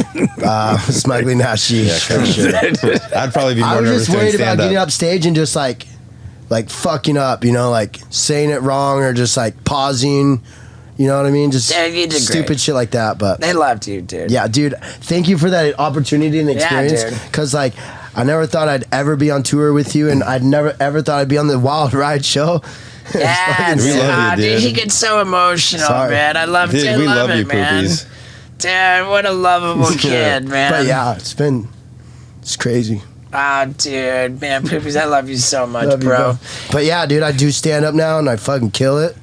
Yeah, you do. If you guys want to book me, you guys can book me for stand up. Hell yeah. Dude, that's right. Yeah, nice. dude, it's crazy. Wild ride. And so your mom, you didn't tell your mom that you were No, I surprised her. Yeah, I You was got like, video of surprising your sick. mom so yeah, I got video of surprising my mom for and your I- Chanel. Yeah, for my Chanel. So I videoed all that, and I've been doing little takes here and there with my phone. So and Paul's been helping me out with some clips. Yeah, Good. we shot So- last night him like meeting fans and shit like that. Good. Yeah. Yeah, so it's been good. So I'm gonna go home, take all the footage, and send it to Jack. Did you get footage from our gas station bit? Yeah, I did. You have that. Yes, I have that. Yeah, got it I from mean, Zeke? dude, there's a Yeah. bunch of stuff that we didn't use, I'm sure. Like, Okay. My video was like, what, like, 5-6 minutes maybe. maybe, yeah. Yeah, I think Shane has it. Yeah, Shane would have it. Zeke's Yeah. editor and filmer. But Yeah, we got a lot of footage that we need to go through and like.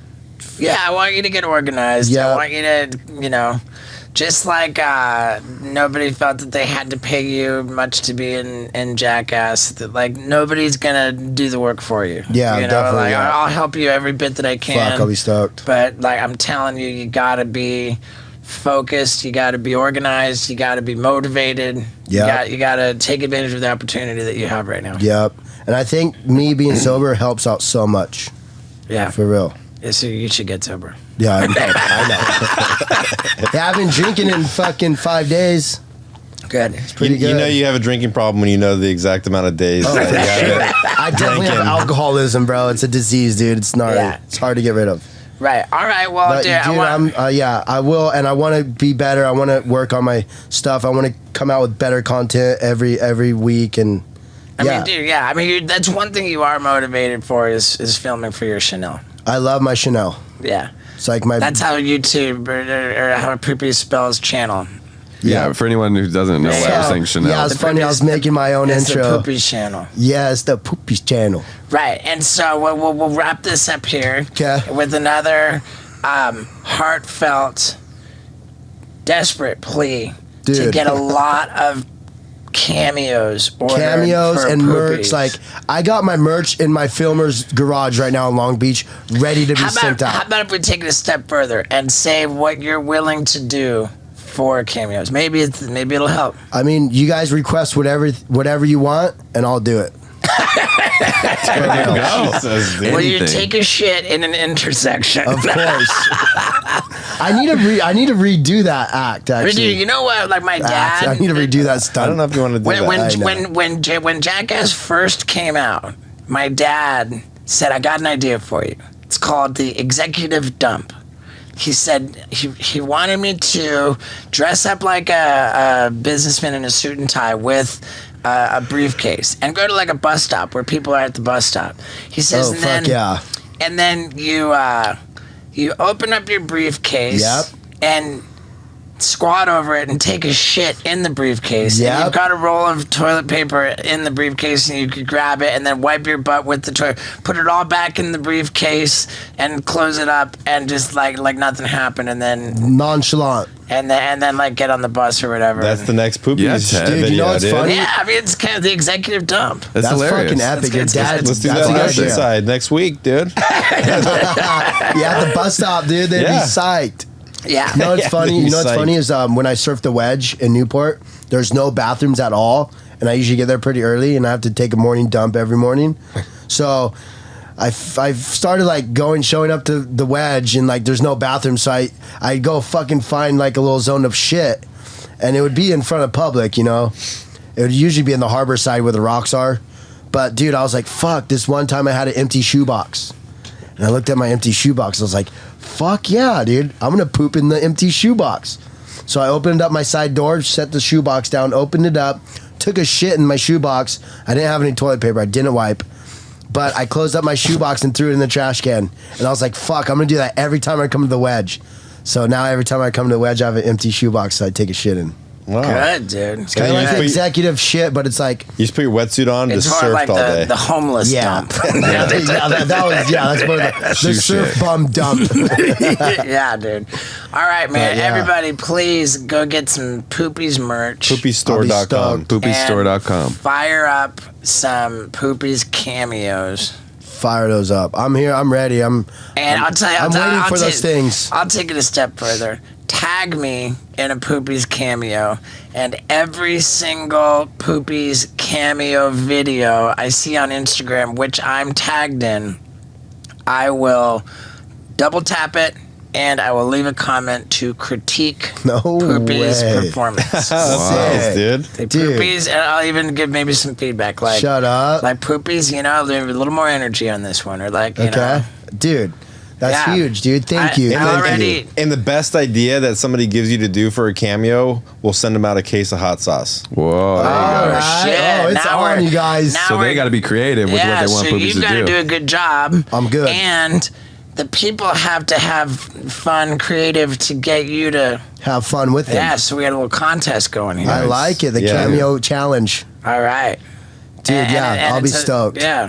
Dude, yeah. I'll be stoked. Dude, we got you, dude. Love you, Poops, Love man. you too, dude. This has been a dream come true, dude. You put me on, and dude, I can't thank you enough. Well, fucking, I'll tell you how you can thank me, dude. Fucking get clean and sober. Yep, for sure. I know. Yeah. Okay. Love you. All right, you guys have a great night. Hell yeah. Later, dude. Ladies and gentlemen, there you have it.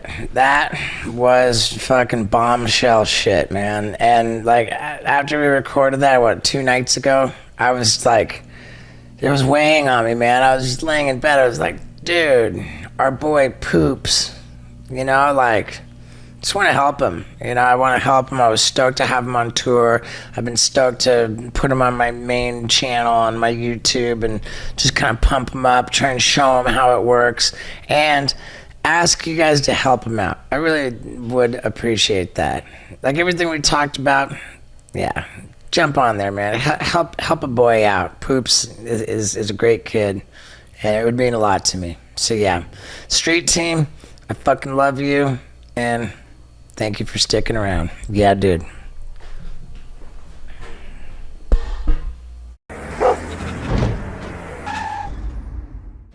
Hello, everybody. If you like wild people, you are going to love this episode because we got Eric Andre, and it's like a big boulder that just starts rolling and rolling and going faster and faster by the end of this episode. It's like an out-of-control wild ride. Oh, my God. It gets crazy, so strap on your seatbelts and let's do it. Ladies and gentlemen, Eric Andre. Yeah, dude. And I want to introduce to you my co-host, Scott Randolph. Wow, right off the bat. Look at that. First time I've ever done Scott? Thank you. How you doing, Eric? Good. Have you guys ever met? Never met in person. No. What's up, my man? Not much. I like your shirt. King. Are those parrots?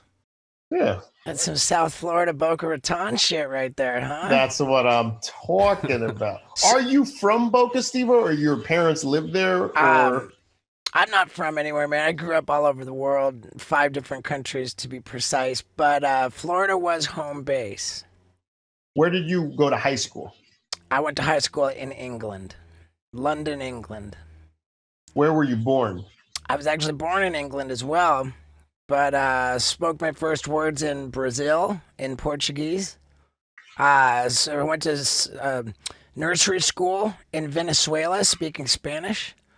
I went to kindergarten in Darien, Connecticut. First grade through half of 4th in Miami. Then moved to England when I was 9, Canada when I was 12, and back to England for all 4 years of high school. So why do people tell me you're from Boca? Mom divorced dad and moved to Boca Raton. Okay, so you got family in Boca. Right, I should have just said that. Yeah, I got family there because fucking, it's not about me, dude. It's not about, but I mean, it's worth asking. You probably get asked all the time. How does a 700-year-old Jewish woman fall in love with a guy from Haiti? My parents met during a rent strike in 1970. My dad was escaping a dictator in Haiti in 1969, 1970. This guy named Duvalier, and moved to Manhattan with his brother. And met my mom during a rent strike in Manhattan, and then they fucked. A rent strike, huh? They weren't happy with what they were being performed or paid to perform in the musical Rent? No, there was like the water was coming out brown out of the tap. I don't know. It was the 70s in New York. It was all chaotic. Why couldn't I have just said that? That was funny. Cleanly. That was really I good. had to fucking mumble it. I like the stumble, like you caught him off guard, like an old jalopy. Right. Yeah. Okay. I thought that was hilarious. So, were you ever able to ride the Sibian on the Howard Stern show while you ate Viagra? I sure did. I'm glad you asked. Yes. Yeah, I was. And you know what? The Viagra didn't really do it for me. I didn't get fully erect. You done Viagra, Steve-O? Have I done? I've done Cialis, and it didn't do that much for me. You Does took that 4 violate pills, the terms dude. of your sobriety since it's not psychoactive? I wouldn't consider that a sobriety issue. No. It's only psychoactive. It's a stuff, dick right? issue, not a sobriety Yeah, issue. it's not shoulders and up. But, the pill that I would be after, if I was after a dick pill, it would be the one to make me not come so fast. Oh, you're a fast jizzer. I mean, historically, yeah. Like if I was dealing with Strange, then you know what? I have to tell cut Lux that. she can't fucking listen to this one. She didn't like that. Don't they make those premature wipes? I've seen like. Yeah, premature wipes. You ever thought about trying those? I don't have to worry about it anymore because I'm in a committed relationship, and we do great. But Do you ever come too quick in the relationship? No, like we're in a rhythm. We're in a rhythm. Are you in a relationship these days? Yes, I am. And I come very slow. I'm like, when you're out of, like, at the end of the jar of honey and it just slowly oozes out. All right. That's how slow my ejaculate is released. Okay. Good, urethra. man. Now, there's, of course, the Netflix special, and that's why I called your mother a 700-year-old Jewish woman. You say that in the special. Pretty aggressive stuff in there. I really like the open. Sorry. The whole intro. You got this on Bourbon Street. You're dressed up as a cop falling out of a cop car with a bunch of beer bottles and all drunk and pulling out drugs everywhere. It's a good time. And all the way through to the end, you've got people simulating sex on stage. Is that something that you would do like on the whole tour, or did you just do that special for the taping? Well, I didn't do a hidden camera prank as a cop. Understood. I mean the stuff that was on Every stage. city, that's the how couple, you got to the show. the old white couple coming out. Yeah. No, that was just for the special. So for the tour, I just had like a throwaway joke, like, your parents are here right now, come on out. And then towards the very end, my assistant reminded me, he's like, weren't you gonna get like 2 elderly actors to come out and play fool the audience into thinking they're his actual parents? And I was like, oh shit, I totally forgot about that. So last minute, I called my producer and we're like, let's cast 2 boomers to gratuitously French kiss somebody in New Orleans matched that description, and then we found those 2 people very last minute. That's the kind of thing you got to do to rise above everybody else. Yeah. Now, is this the same tour where you were on? Was it Chris Rock's private jet? Was that part of this thing? that was his tour. That ain't my tour. It's like Sprinter vans and fucking Howard Johnson. And that was when he was putting together the tambourine special. Yes. It was a little bit of a bigger budget tour than my tour. I'm flattered. Wasn't it like Chris Rock and Dave Chappelle and Eric Andre all on a private jet together? I wasn't on the private jet with Dave, but I just opened a couple shows here and there for Chris, and then Dave would pop in random cities and stuff like that. But my last time opening for Chris was our 4th show in New Orleans. And I bombed so hard, harder than I have in years. Just in front of how many people? Bugs splat against the window. Probably 3,500 people. Wow. More upsetting to have Chris Rock witness that or 3,500 people from New Orleans? A little bit of both, but he was so sweet and supportive. He like hugged me afterwards. He was like, yes, that's awesome. And he goes, ask me what happened when Prince opened up for the Rolling Stones for the first time. I go, what happened? He goes, everyone booed Prince. They threw bottles at him. They were like, get him off the fucking stage. And he goes, ask me what happened last time I performed in London. I go, what happened? He goes, I fucking bombed. I fucking ate a bag of dick. He was like, so sweet about it, and like him and his tour manager were like, "Don't worry about it. Bombing's awesome." They were really, really sweet and supportive. How much time? And then he asked, and then like a week later, he asked me to like open up for him in like Australia, and I had to film something, and I couldn't. So he's always been like a really. Now, when you say I had to film something, are you talking about this movie Bad Trip, which you made with our Jackass director Jeff Tremaine? I can't remember. Maybe, probably. It feels like that was around the same time. Is it safe to say that you are the single most completely butt-fucked by coronavirus individual in the world? Because you had this movie where it was Paramount did Bad Trip? No, it was MGM. Okay, MGM. And now, if I'm correct, knowing a little bit about the movie business, there's the budget of the movie, and then whatever the budget is for a given movie, the studio that makes it will spend more on what's called P&A, promotion and advertising, getting all the billboards out there, all the trailers, the commercials, right? And the movie studio, in your case, for this phenomenally incredible hidden camera prank movie called Bad Trip, they went ahead and spent all that P&A money, right? You had those trailers everywhere. Did you get the billboards up already too? No, they didn't spend that much money. They definitely didn't spend as much or double the budget for Not P&A more than the for our- budget, huh? for our Okay. movie. I wish they did. But dude, I They saw were going that. with digital billboards. I saw that fucking trailer, and it has to be the most genius, fucking dominating trailer ever. Thanks, man. And all this promotion's running, and then all of a sudden coronavirus shuts everything down. What, like 1 week before your movie was? 1 week before South by Southwest. Oh, It was the most like biblical punishment, excruciating emotional pain I've ever been through. But the saving grace is Netflix Bought it. Bought the movie, and they have 185 million subscriptions and click of a button access. People, all around the world will have click of a button access to the movie. So I think that is the silver lining. But the beginning of my quarantine was unbelievably emotionally painful. When I think of people who got fucked over by the coronavirus, I think of Motley Crue. They had a sold-out stadium tour, and I think of Eric Andre. Yeah. I mean, there are also people who are dying and they're on ventilators having a lot worse than me and Motley Crue. I'll tell you that. People on fucking There's a couple respirators. people out there that have it worse than me and Tommy Lee.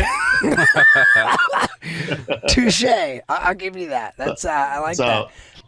Okay. And the movie's going to be on Netflix, and Netflix is just an awesome platform. So I think that. How? And it takes the pressure off the box office and all that shit. So Yeah, but does it take the pressure off of you getting paid? I mean, yeah, it takes the pressure off of me actually making any income after working on a movie for 6.5, 7 years. Right. Is that how long it took?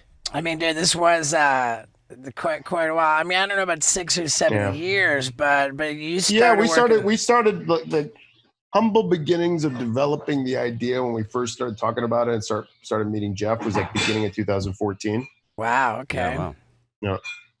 Oh, man. And I mean, dude, and I didn't get to see the movie, but just that trailer blew me away, dude, with the blender. Well, we're talking about having a drive-in movie theater premiere for it.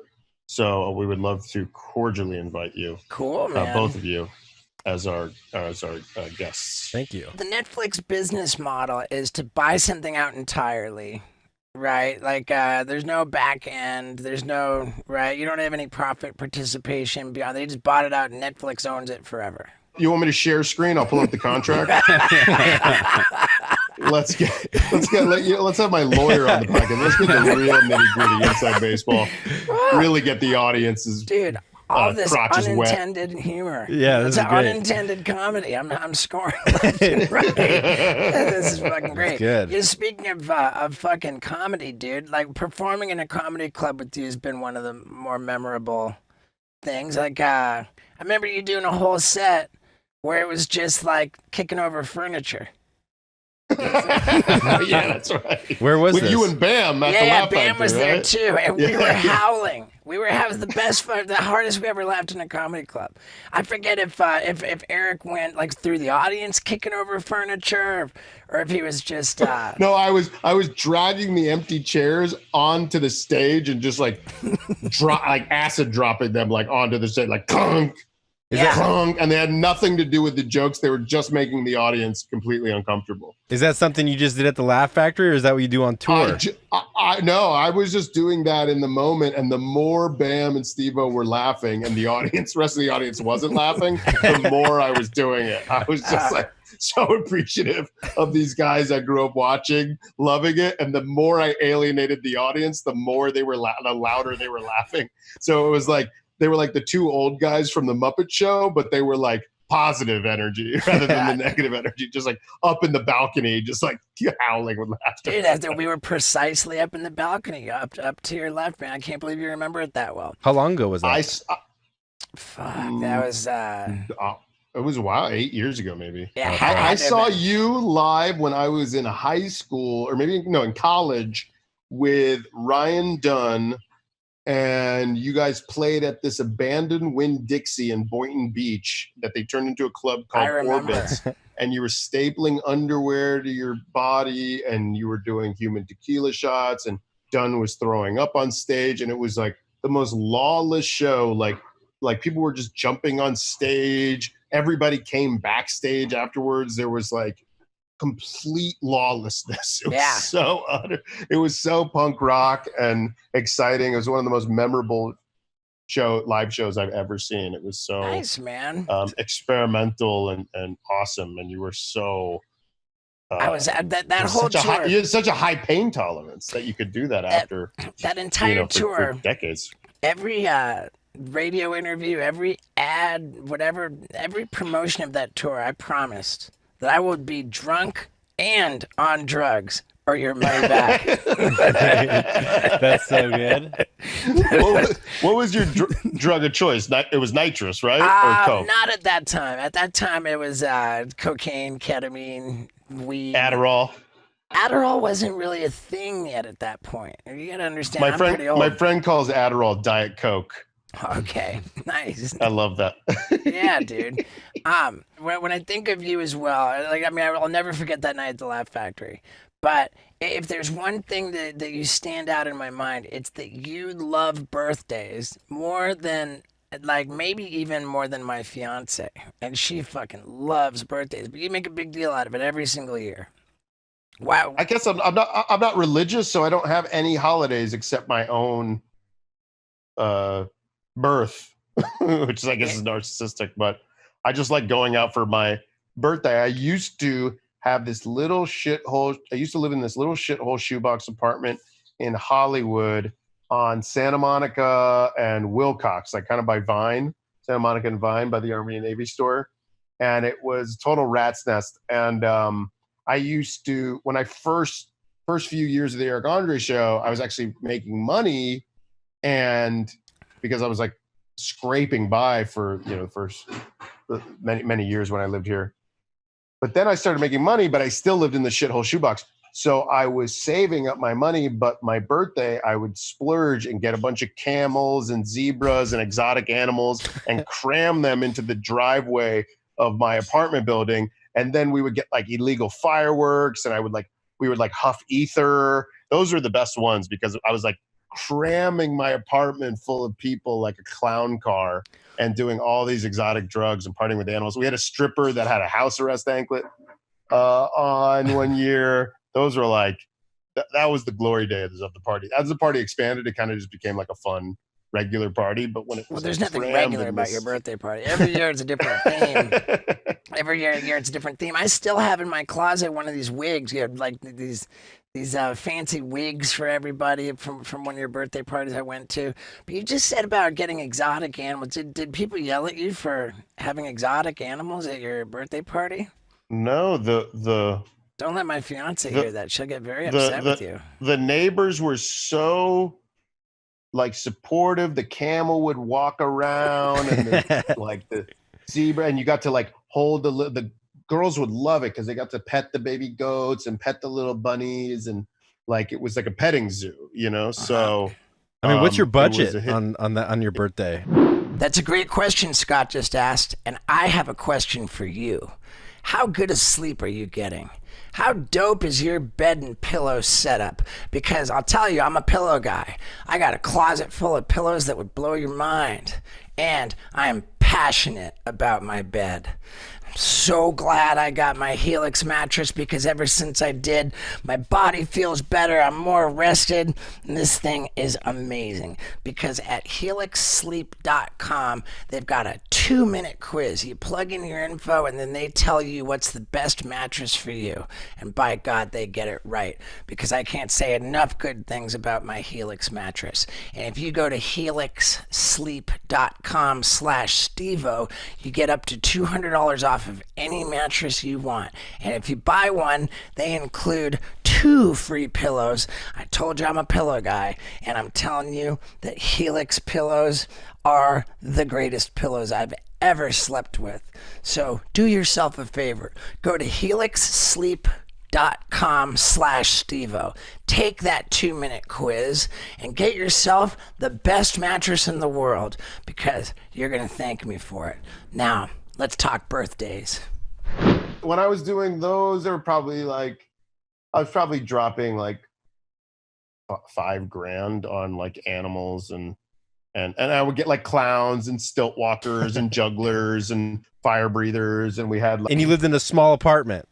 Very small apartment. That was like the comedy of it. Like how much shit and chaos can we cram in there? I had a DJ set up on top of my stove and he accidentally turned the stove on and his equipment caught on fire. Oh shit. And then my neighbor next door was pissed and started throwing glass bottles at people at the party. My second AD came in and ate like an entire plate of weed brownies thinking they were regular brownies and had like a really bad time. But also the gate broke open and just like drifters from the neighborhood started coming into my house.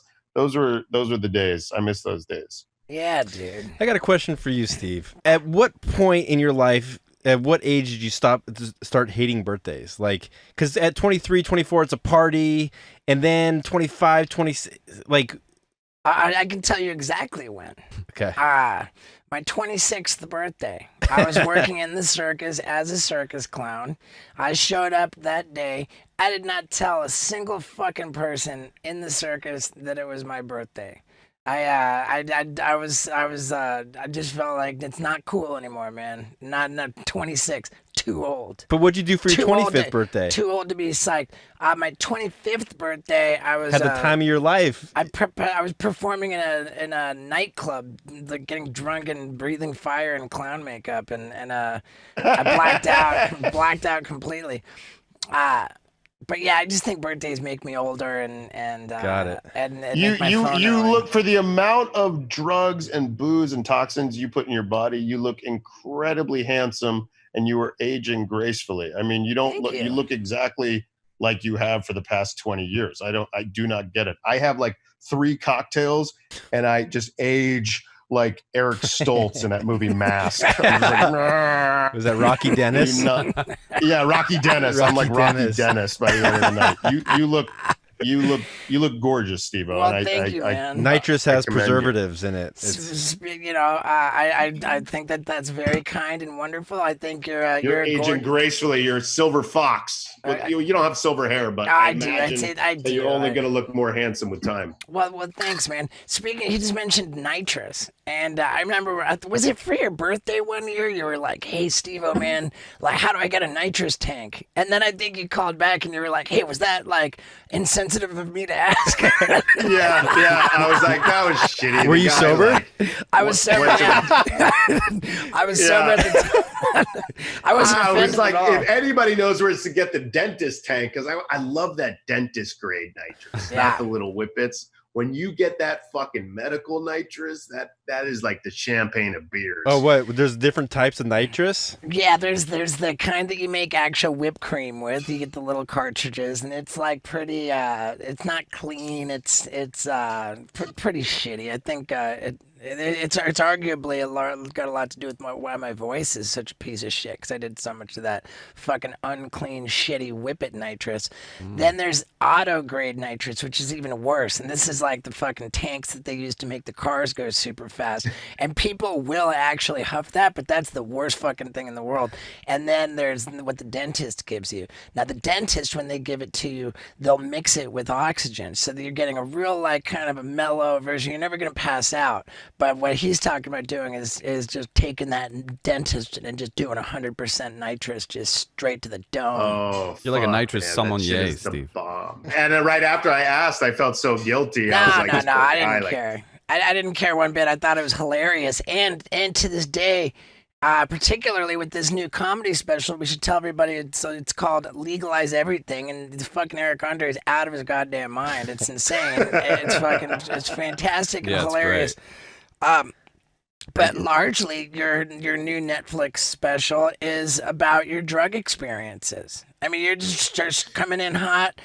You're like running through with the cocaine, the helmet, with the cocaine straws, and I got my starting a Hotmail with the ref or something. yeah. I love the joke about I got my fucking crystal meth card, my medicinal crystal meth card. Fucking genius. And you're talking about all the acid's your favorite drug, and it's I'm getting stoned with my mom, and at a certain point I gotta wonder A, how much of that is true, like this enthusiasm for drugs, and B, do you ever get concerned that being so pro drug and pro taking drugs, if that's gonna have any kind of a detrimental effect, I think there's a difference between drug use and drug abuse. And I think that if you take crystal meth medicinally, yes, exactly. It made me think about if it's clean from the doctors. I want to get a service rattlesnake.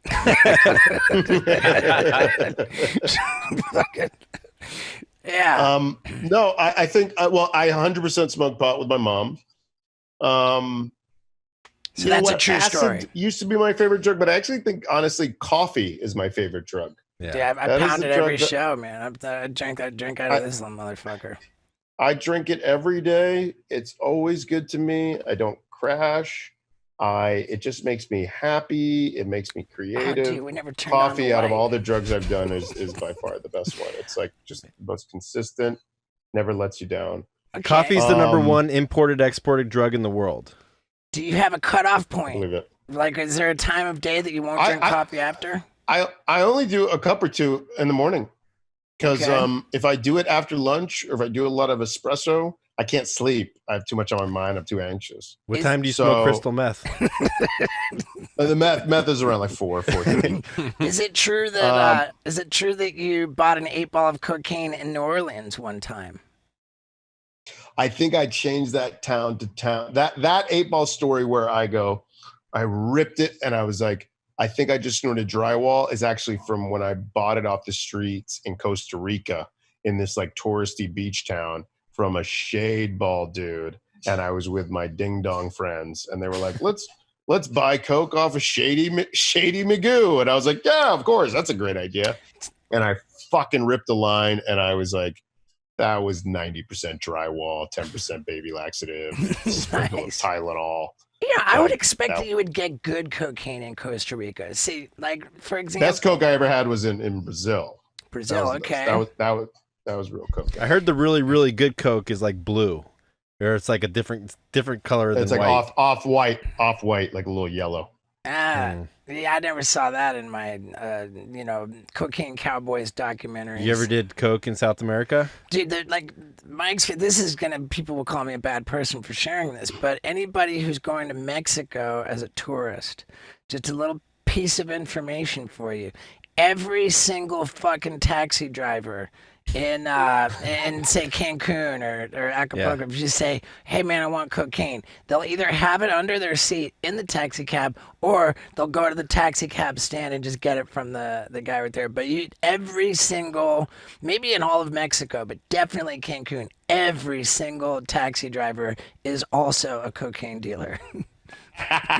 You more you know. Mexico, and for that matter, the cocaine is like really pretty fucking good, man. It's like powerful cocaine coming from these taxi guys. The prices are all over the place, but then like watch out when you're in the bathroom, because the bathroom attendant guy, if he hears you snorting in the bathroom, these little fuck motherfuckers will like climb over or under, and they'll grab you, and then you got to bribe them to get out of it.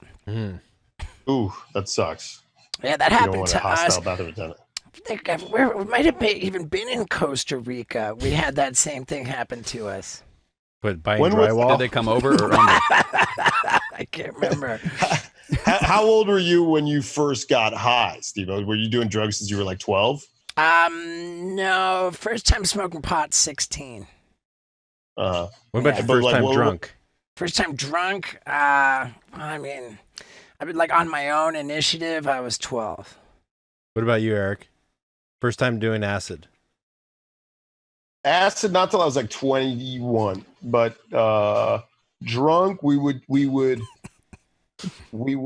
get not 40 ounces because they were illegal in Florida. We would get quarts of Old English for St. Special Brew. We would listen. I had a mixtape with all these different Eazy-E songs on it. And we were listening to Eazy-E on our Walkman or CD Discman and skateboard poorly and drink quarts of Old English until we threw up. That was like in Plantation and Fort Lauderdale and Hollywood. And like I had like my Alien Workshop skateboard. I couldn't even ollie. And I would just like drink and listen to Easy Does It until I fucking puked. Like rainbow colored St. Special Brew. We drink like Mad Dog 2020 and like wine coolers. Natty Ice. It's so gross. So growing up in Boca Raton, were you like, were your parents well off? Like, you think of Boca Raton as like a wealthy community? Yeah, my parents were fun. I mean, my dad's a psychiatrist. My mom she like tutored old people computers. My dad would have been better off. My dad's like not great with money. He's like very Caribbean. Like he gambles and he like plays like the lottery and like he just like always squandered his dough. So I was never starving, but I wish that he handled his finances a little bit. Are your parents still together? No, they got divorced when I was like 12, 13, but they're still friends. They still live up the street from each other. And they like get along better now than when they were married, I feel like. You know what I mean? They still, like, my mom goes over to my dad's house all the time. They're like pals. You mentioned Fort Lauderdale. Did you ever go to the Fort Lauderdale swap shop? I never did the swap shop. I think I was too young. I didn't have access to the swap shop. It's the world's largest flea market / amusement park / circus. And that's where I was a clown. Yeah, what years were you a clown there? 96, 97? Only in year 2000. 2000? Yeah. Okay, so let's talk like, Jackass and shit. When I say talk Jackass, I mean working with the Jackass director, Jeff Tremaine. You developed that whole Bad Trip movie, right? Like, what's your take on working with Jeff Tremaine? I mean, for us, making Jackass movies, I think we would all agree that he's a bad person, putting us in harm's way. He's kind of an evil sort of a dude, he's like always like just looking for terrible things to happen to us. But your experience is probably a little bit different. Like, what's your take on the guy? Yeah, he is. Jeff is the prank master. He kind of knows exactly like what will yield the highest results, and he kind of had to steer me in the direction of the marks are the stars. He's like, you think, oh, I'm a comedian, I'm gonna get the laugh in the scene, but like you're engineering these pranks to get the marks will have like the biggest laughs in the screening. And when we did those first couple test screenings, I was like, holy shit, you're right. We went into the reshoots engineering we were like fine tuning the pranks to get the marks really riled up and invested in the situation. So he was really like a mentor, father figure to me throughout the whole process. Cause I was coming just in from Eric Andre's show where we didn't have to worry about story. None of the pranks make any fucking sense. It's just like a nonsense punk rock, bang, bang, bang, quarter-hour absurdist Adult Swim show. But he was very much like the story has to be grounded and the character has to be likable and relatable, and like the pranks have to function like scenes. So he was really like my Obi-Wan Kenobi all through the process. He is a fucking genius, man. I appreciate Jeff. He is. I mean, dude, there's a reason why he's so damn successful, is because he's really that talented. I hate to say it. I hate to say it, but he's that fucking But good. he told me that he gives it to you guys way worse. He's like, because he the more you guys are tortured and punished, the better the edit is. It wasn't quite the same thing for our movie like Jackass, where we're getting attacked by pythons and bulls and getting tasered and shit like that. You know what I mean? You do pranks and stunts, whereas we were just doing pranks. You said something interesting. We said when we went into reshoots, does that change the direction of the story? You know, like, because the story is based on how the pranks go. So you sort of... The reshoots gelled all the story together. It was like all the gaps and the holes got filled up by the material we got in the reshoots. When did Tiffany Haddish come into it? Pretty much from the beginning of production. So the first day we shot, Rel and I got a knife pulled out on us. We went into this barbershop in the hood with our dicks stuck in a Chinese finger trap. And we went into the barbershop and we were like, hey man, you got any scissors? Get us out of this Chinese finger trap. And this barber dude was like, oh, hell no. And he started looking for his gun. Couldn't find his gun, grabbed his knife. We ran out. Me and Rel are like conjoined at the dick so he can barely run. Guy's like fucking chasing us with a knife. I forget my safe word. My safe word's popcorn. So I'm looking at Jeff and the first AD and my director. I'm like, goosebumps, goosebumps, goosebumps. My adrenaline's so high, I forget my own safe word, which is popcorn. I start shouting goosebumps. Then I'm like, I look at our security guard. I go, I'm sorry, popcorn. He jumps out, grabs the guy with a knife. Hey man, sorry, you're on a hidden camera show. And the guy with the knife was like, oh man, y'all are hilarious, dude. When's this shit come out? And then he's like, you shouldn't be doing these pranks in this neighborhood. He's like, you're lucky I didn't bring my gun to work. Damn. So because of that, so to answer your question, because of that, Rel almost quit. He never did hidden camera pranks before. He goes, you guys are going to get me fucking killed. I'm fucking over this shit. I got kids. I cannot be murdered. I'm done. He went home. We thought we lost Rel. He called Tiffany Haddish because they're good friends. He's like, I'm doing this fucking Eric Andre movie. We had a knife pulled out of me. This guy's going to get me killed. Tiffany starts like dying laughing. 5 minutes later, she calls me and she goes, yo, you almost got Rel killed at work today? I go, yeah. And then she goes, yo, I want to be in your movie. And I was like, all right. And the girl the woman that played her Rel's sister in the movie just dropped out. So I was like, Tiffany, we actually have an available, there's only 4 cast members and one just dropped out. So like, it was just the universe providing us with Tiffany Haddish, one of the most talented comedians in the world. Dude, I've done comedy with Tiffany Haddish. I got footage of her bringing me up on stage at the Laugh Factory from 2006.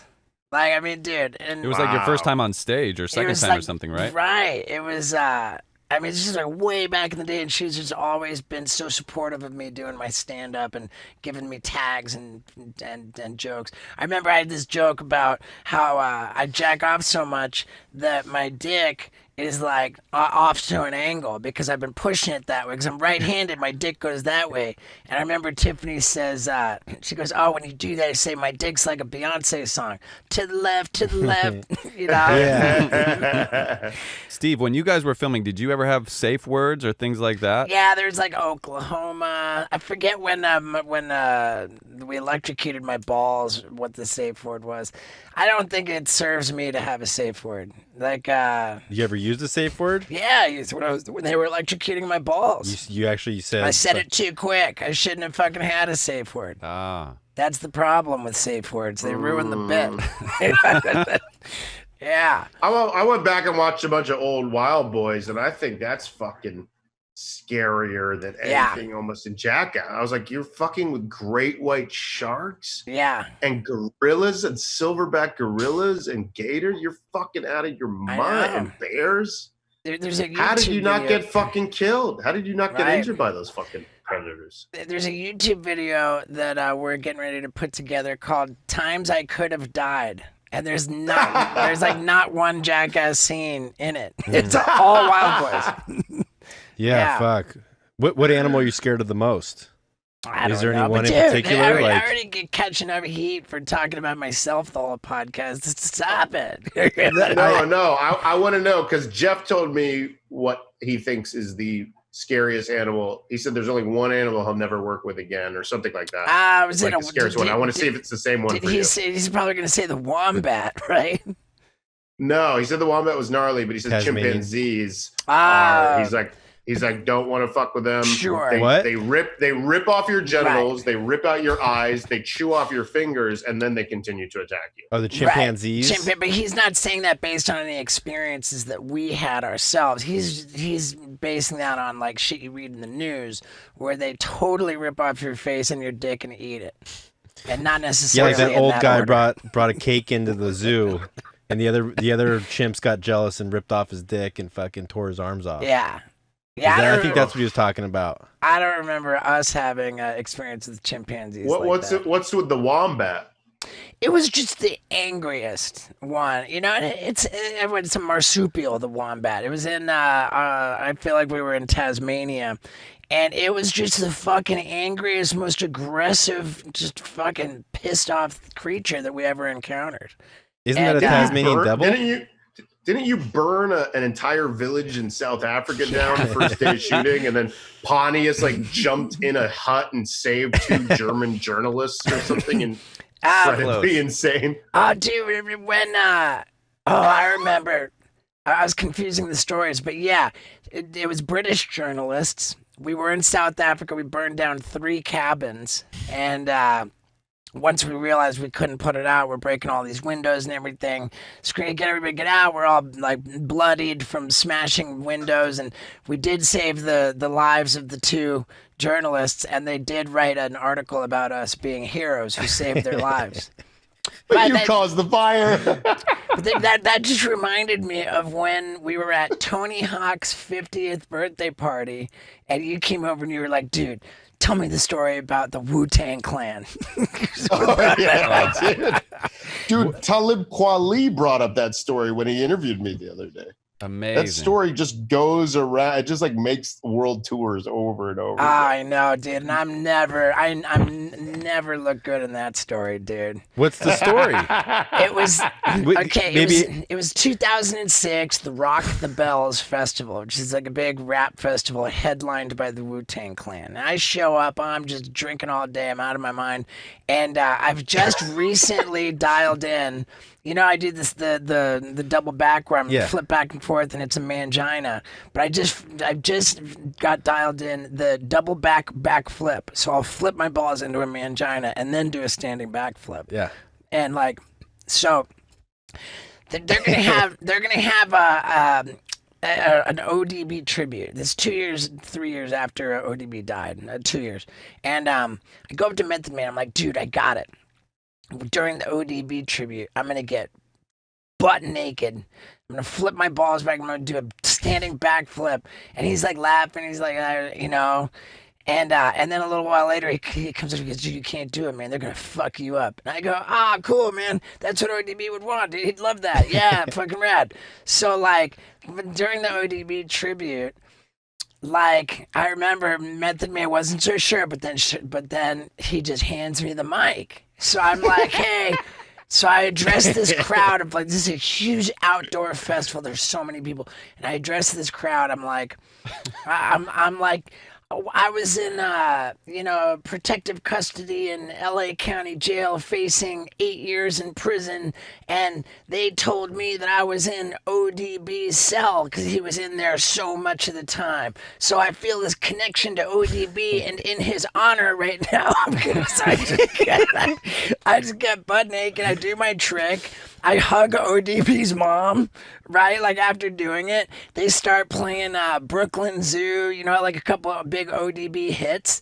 And like a couple tunes after the fact, all of a sudden, Raekwon just he's had enough. And he comes over and he stops everything, grabs me up by my neck. He says, "You're going to apologize or I'm going to fuck you up in front of all these people. And I don't care if I'm going to jail." Like our brother wasn't here to defend himself from that. Whoa, and I'm like, dude. And he's got me by the neck, and I'm like, I'm sorry. I was like, I'm so sorry, and then I apologized, and he let me go, and the concert resumed, and someone came up to us and said, "Hey, it's not safe for you to be here, you guys." So they had they escorted us He away. did that in front of everybody? Oh, on stage in front of everybody, and I have the footage. Yeah, I've seen the footage. I've been dying to make this video. I have the You footage. have to post it. Oh You my have to I post know. it. What I need to do is get get someone from get maybe Raekwon. I don't know. Maybe Have you talked to him RZA, since? I saw RZA at something, and I just went up to him and I said, "Hey, RZA, I want to acknowledge that, that to the extent that was disrespectful, man, I want to acknowledge that was wrong." And he said, fuck that. You should have doubled down and did it again. well, no, I'm so sick of public apologies. Just be like, "Hey, I was drunk. I was having a good time. ODB had a sense of humor. Sorry, I mean, Raekwon dude, didn't." to be fair, there was one time I did a show with ODB before he died, and it was at this Hammerstein Ballroom in New York City, and there are all these different rooms with shows going on. I go into ODB. ODB was on stage smoking a big blunt of pure PCP. And I know it was pure PCP because he said so, and he was sharing it with the audience members. I pulled out my little camera, and I have this footage too to this day. Moly. I have this footage of him, and he's rapping. There's all these different little clips that I shot on this thing, right? He's smoking the PCP. Then next thing you know, and by the way, he's rapping with his fucking pants down around his ankles. His cock and balls completely out, totally out, and he was uncircumcised. I could tell you that because I saw, He had an anteater? He had an anteater, yeah. And he's smoking this PCP. He ends up sitting on the drum riser. He's not even rapping anymore. And then he just slumps over and passes out. And I got footage of him like that too. Yeah, still holding the blunt. And he's just it's almost like time lapse of him just Where was this? In New York? In New York in 2003. And was he on stage by himself? He was, he had a bunch of his crew on stage. And Okay. shit, yeah. Do you have any Wu-Tang stories, Eric? Like that? Nothing as close to the power of those. You got any PCP stories? Did you ever do PCP? I smoked PCP when I was 13, I think by accident. I had they called it Cloud 9, a joint dipped in embalming fluid. And it was one of the first times I ever smoked pot. And I was like, man, weed is crazy. And everything was 8-bit. And then years of smoking weed through high school, I was like, oh, that wasn't weed at all. But it was my second or third time smoking weed. So Nice. I went up to the RZA at a party one time, and I was all drunk and embarrassed myself and rapped 6 Bobby Digital songs in his face. And I was like, "I'm such a fan." And he was like, "Oh, okay, that's enough." But that story pales in comparison to the power of both Steve-O's ODB stories. The one while he's alive and the one after he's alive. I don't think that was that disrespectful. I think those guys are just old school. You meant your intentions were good, and you were coming. I think that's right. RZA said it's not to worry about it. He had never taken it personally. He wasn't offended. Also, at the time, Raekwon was supposedly the grouch of the group, and Raekwon almost left Wu-Tang, and Raekwon and RZA beefed for a long time. So he's kind of like the controversial member of the group. I don't think the other guys would have done that to you. What was disrespectful about it, that you were naked hugging his mom? I think I put my clothes back on before I hugged his mom. Okay. To be fair, I don't think I was that bad. I think he wanted like a sincere, earnest moment. And he's from like the projects of Staten Island. And he just sees a naked drunk Steve-O flipping around. And he's like, what the fuck is going on right now? Right, And he wanted to have like a sincere, like a sober, humble moment. And in my defense, his emotions are valid too. But if I saw that, if I was dead and somebody was flipping around naked in my honor, I would be flattered. In my defense, I fucking nailed that shit, dude. How clean was the landing on that flip, Paul? The landing it's good. It's clean. Yeah. What, can you post that video? Why won't you post it? I could. I just I'm sensitive to the fact of it being I would want the blessing of the Wu-Tang, I would. No, you got to put it out. Okay, blessing. I kind of want them. I kind of think also, just with my producer hat on, that the story's kind of better without just me telling it. But to get maybe Raekwon, his version of it. It would be really pretty compelling if it was a little bit of a group effort. Yeah, we got to do it justice. It's an intense story, dude. It's been on my whiteboard for a long time. With different names. Where do you live? Where do you live? I live by Lake Hollywood. What's your address? We want to get your address and his social while you're at it. You show us that contract. I'll give you my If you reached out to Raekwon, you were like, "Yo, what up? Hit me up." Would he be like, "Oh, he wants to talk to me about that"? It would be obvious, and I've seen interviews where Raekwon was talking about it, and he carries a grudge about it. He's not fucking stoked, and I would love it if there was a way to tell the story. I mean, I don't need to look good in it. I don't care. I was completely humiliated, and I'm okay with that. But I'd love it if we could bury the hatchet. I think fan the flames of hatred. I want to blood. Yeah, I want to throw he's gas got the on Jeff the Tremaine fire. hat on over here, dude. Yeah, reach out to him, have him calm down. Let's prank him. Q&A to camera, and then prank him. Come out behind him with your balls, with the mangina, right behind his head, and tap him on the shoulder with your erect penis, throbbing veiny boner. Not gonna happen. I'm on a spiritual path, Eric. Speaking of which, meditation, dude. I'm on this crazy run of over 180 straight days, averaging over 40 minutes of meditation every day. I love it. That guy, you're still going. How do you feel? I mean, I think that it benefits me immensely. It's hard to say 100%. How. Me too. Twice a day, every day. Yeah. For how long have you done that for? Since 2000, since Eric Andre show started, since 2012. Jesus. There's something very, very correlated, right? There's between people who begin meditating and then all of a sudden are wildly successful, like Eric Andre here.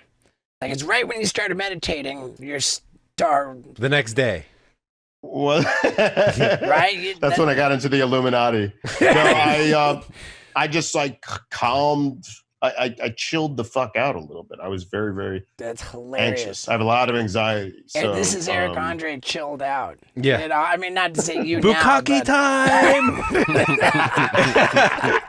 He chills out and watches a bukkake. Oh, dude. And it's not chill on Instagram, dude. I remember... Have I not sent you texts before where I'm like, yo, dude, you can't show your dick on Instagram, dude. Delete that shit before they fucking take your account down. No, you've always been supportive of my dick on Instagram. Not on Instagram, dude. I feel I remember thinking dude, you can't do that, Eric. You're going to lose your account. No, never. You've never. That sounds like a real Raekwon right now, Steve. I thought if I didn't actually send it to you, I thought about it and wrote it on my notepad. Have you ever gotten in trouble? You've got to have had dick pics taken down off Instagram. Yeah, they always take them down, but I always put them up. I just put them back up. Yeah, dude, he's meditating. It's all good, dude. Right, and so I mean, this is everybody's chance to get your next dick pic by following Eric fucking Andre.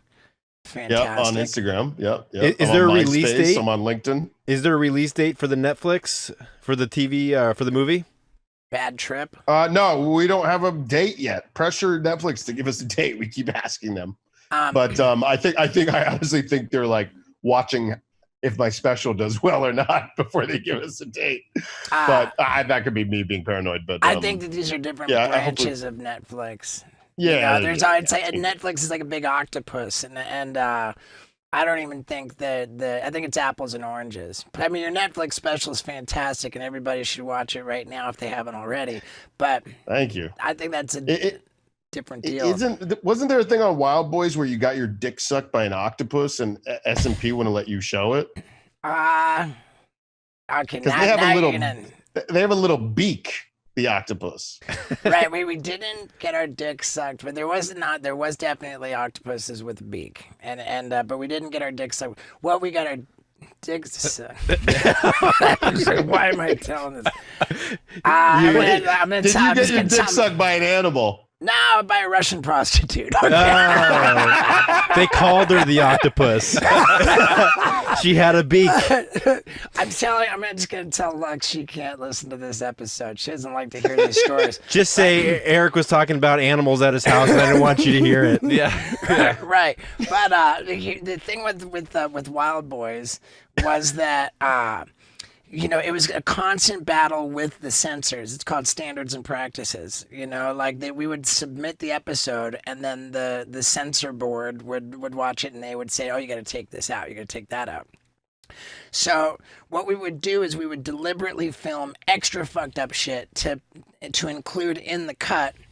Red herring, exactly. So that when the censor says, "Oh, take this knife," oh, well, we gave you that.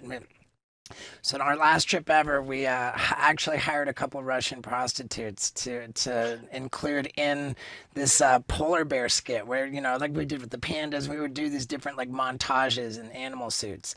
And in what we submitted to standards and practices was a montage of polar bear activity, and in the montage was like a circle cut out for the dick coming out, and the polar bear's getting his dick sucked by a Russian prostitute. And sure enough, we got the notes back. Please cut out the blowjob in the. Oh my god! Yeah. Please air that next to the Raekwon footage, like Shit, dude. Oh my god, dude! Could you imagine if you pranked Raekwon after all that? Like you reach out to him, like it's a serious call. Extend the olive branch.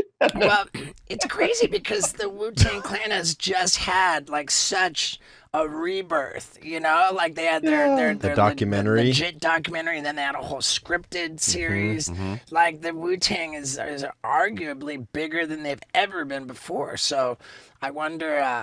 Didn't they have that? They had that album come out, and that Martin Shkreli bought it for like $1 million or something like that. Do you remember that? Is that kid still in jail? One CD.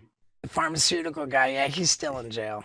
And he owns the fucking latest Wu-Tang album, and nobody's heard it.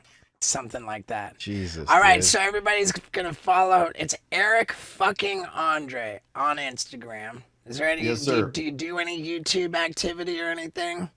No YouTube. I have Twitter and Instagram. Is Twitter also Eric fucking Andre? Twitter's just Eric Andre. Ah, man. Which came out first, Eric Andre or Eric fucking Andre? Twitter or Instagram? Twitter I had first, and then Instagram I had later. Yeah, and Eric Andre was he had the Twitter, but then he started meditating. He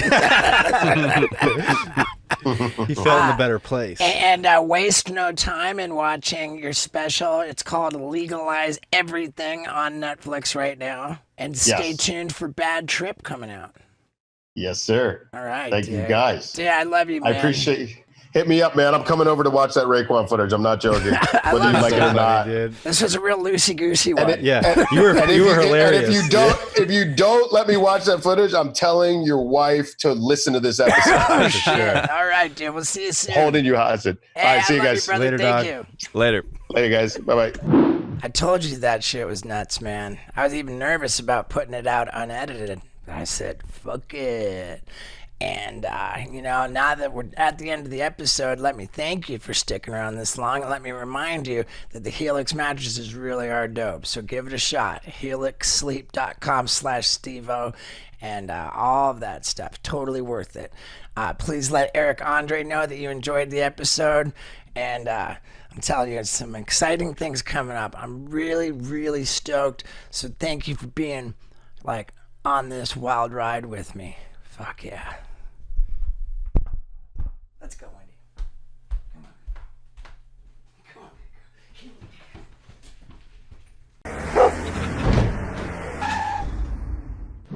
Hey everybody, and welcome to an exhilarating wild ride with Stevo. This one is just plain fun. We've got the wildly successful entrepreneur and YouTuber Cody Co.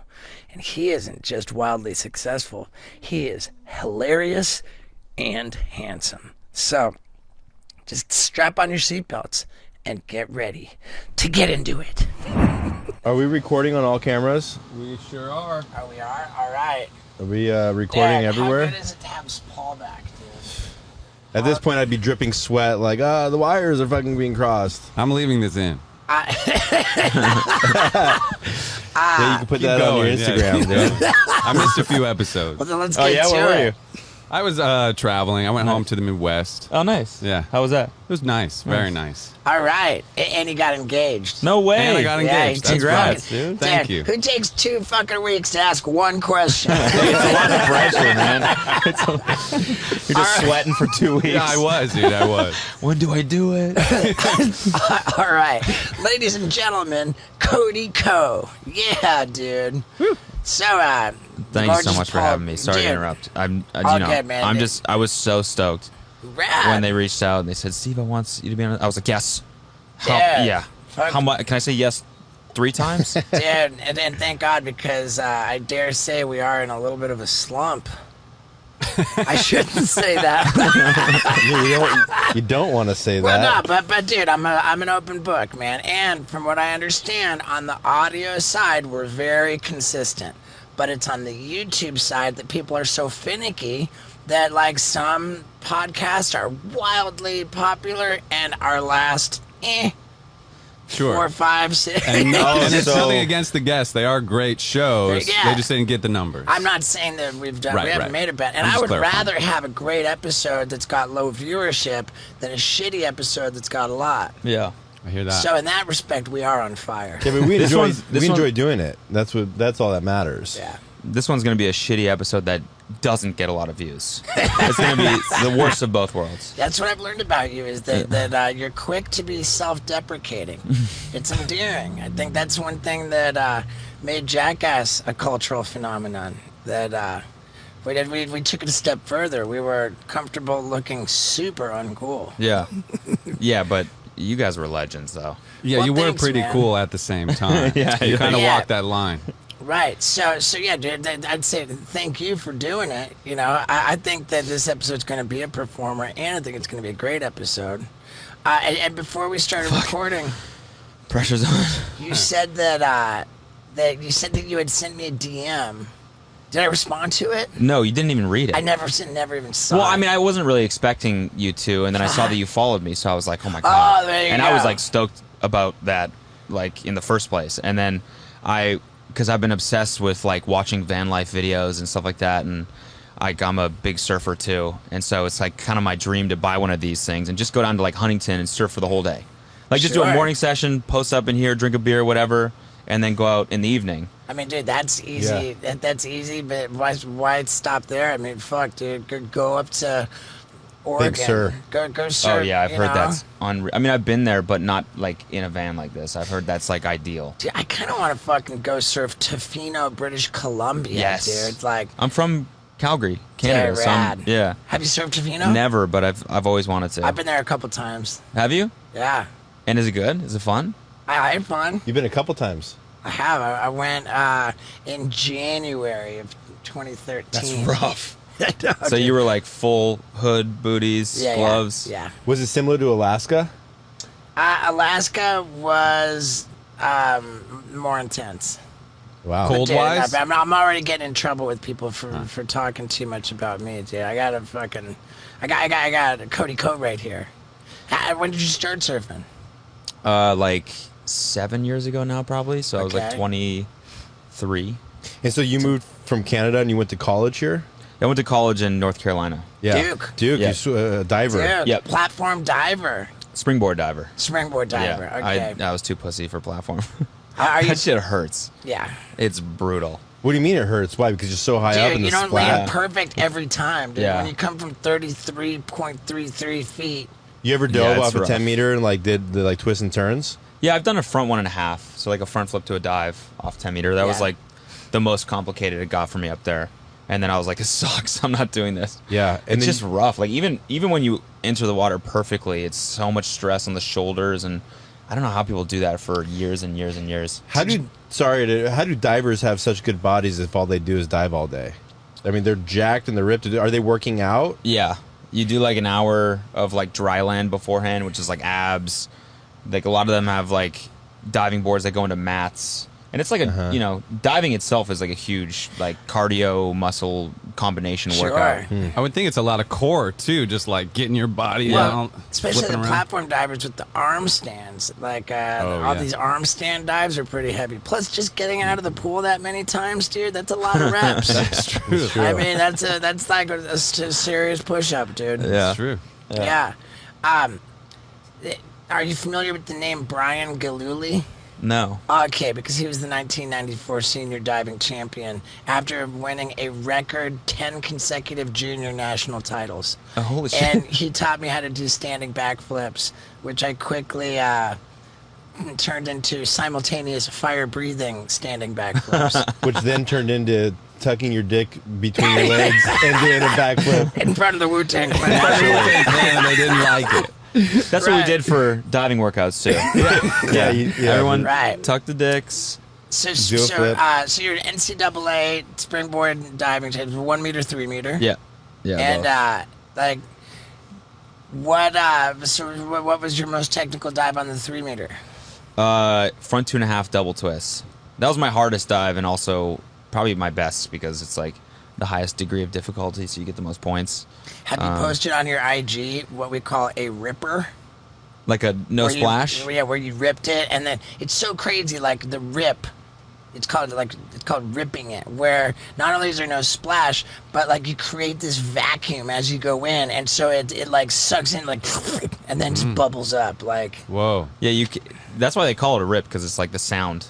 It sounds like you're ripping. It's like a very particular sound. Yeah. That's How often does that happen in the diving world? Dude, this last Olympics, it happened like every fucking time for this Chinese girl. Dude, like the 13-year-old or 14-year-old one? On the 10 meter? I couldn't believe that. She got 10s on like everything. You never see that. Straight 10s across the board on every fucking... She was also like 40 pounds. Wow. I mean, dude, that will never be beaten. I don't know how you could ever beat that. Like, that was the most dominant Olympic performance ever. It really was incredible. Jesus. Yeah. The movie Conehead, she dove pretty good. So you've got footage of good rippers? Like mine? Yeah. I got a couple good rippers. I got some footage, but like I'm so bad at like backing up hard drives and making sure when I get a new computer I take care of the old footage. So it's all sitting somewhere on an old computer in like my closet, and I have no idea where it is. I have trouble believing that. I have trouble believing that you're an unorganized person. Oh, I absolutely am. Oh, yeah? I'm a scatterbrain. All right. I try to be organized, but it's just, I don't know. I want to do like a million things. How long ago? I'm constantly thinking about. How long ago was that epic beef with Jake Paul? Oh, we're going to get all up into Cody and Jake's beef, but first let me tell you about mine with plastic. It is destroying the environment, and you want to know who's doing something about it? The good people at Liquid Death. Yeah, it's water in a big, beautiful, tall boy that looks just like a beer can. And you know what's special about these cans? They're infinitely recyclable. So that's the whole deal. Death to plastic and murder your thirst with this delicious sparkling water. And they've also got that gorgeous, pure mountain spring water from like Austria. Dude, come on. This company's great. I love them. And you see how much better I look lately? It's because I'm drinking more water. Turns out it's really good for you. And you can feel super good about saving the world when you're drinking Liquid Death. And they got a great new deal, and I'm excited to tell you about it. If you go to liquiddeath.com/Stevo, you've got free shipping on every order of water and merch. And let me tell you, their merch is hilarious. So, for free shipping on all your orders of water and merch, go to liquiddeath.com/Stevo. And once again, look better because you're drinking more water, feel better because you're saving the world, and be better because you're a Wild Ride listener. Now, let's talk about that beef. That was like almost 2 years ago now, I think. Or maybe longer than that. Maybe 3 years. Yeah, maybe 3 years. That was something else, huh? That was pretty wild. And now, so just to... And now he could beat the shit out of me. I mean, he probably could back then, too. Right. Like, I mean, it wasn't anything terribly aggressive that you had done, right? Like, you just sort of made a reaction video to his rapping and called it cringy and, and so then he shows up, just bum rushes you on, like, some set that you were working on and, like, really aggro and, like, come on. Yeah, it was supposed to be, like, a joke. Like, the guy that hit him up. Jeff Wittick. Yeah, he was, like, thought that he'd be kind of, like, in on the joke. Right. And then he came in, he, like, used it as an opportunity to, like, film it himself. Right. And, yeah, the whole thing felt just really weird. I was, like, really uncomfortable. Like, afterwards, I was like, man, I feel like, I don't know what the fuck just happened. Right. It was really bizarre. I think it read that way. That like when you saw him, you were like, "Oh, hey, man, I'm fucking cool, dude." Like you know, you could tell that there was nothing, like there's no real like malice or animosity on your part. Right. Yeah. And he came with this crazy energy. And what was most odd, I think, to me, was that it was Jake himself who put out the video. That just felt like awkward and weird. Yeah. And kind of like you looked like he kind of felt like he put out a video that made you look good and him look bad. I don't know. The whole situation was so bizarre. Plus, I had a fresh cut. I had just gotten a fresh haircut. I looked incredible. He accused you of being a bully. Yeah. Cyberbully. Cyberbully, yeah. Did that change your approach to internet bullying? Yeah, I started bullying in a different way after that. I think sometimes I go back and I watch those old videos, like That's Cringes and stuff like that we used to do. The ones that he was pissed about. I mean, I don't even know if he was pissed at the one that we did about him. He probably was. But I go back and watch those, and sometimes I'm like, man, we did go really fucking hard. But it's like, it's a young dude thing, you know? Mid-20s, you think you're the fucking man, can't do any wrong.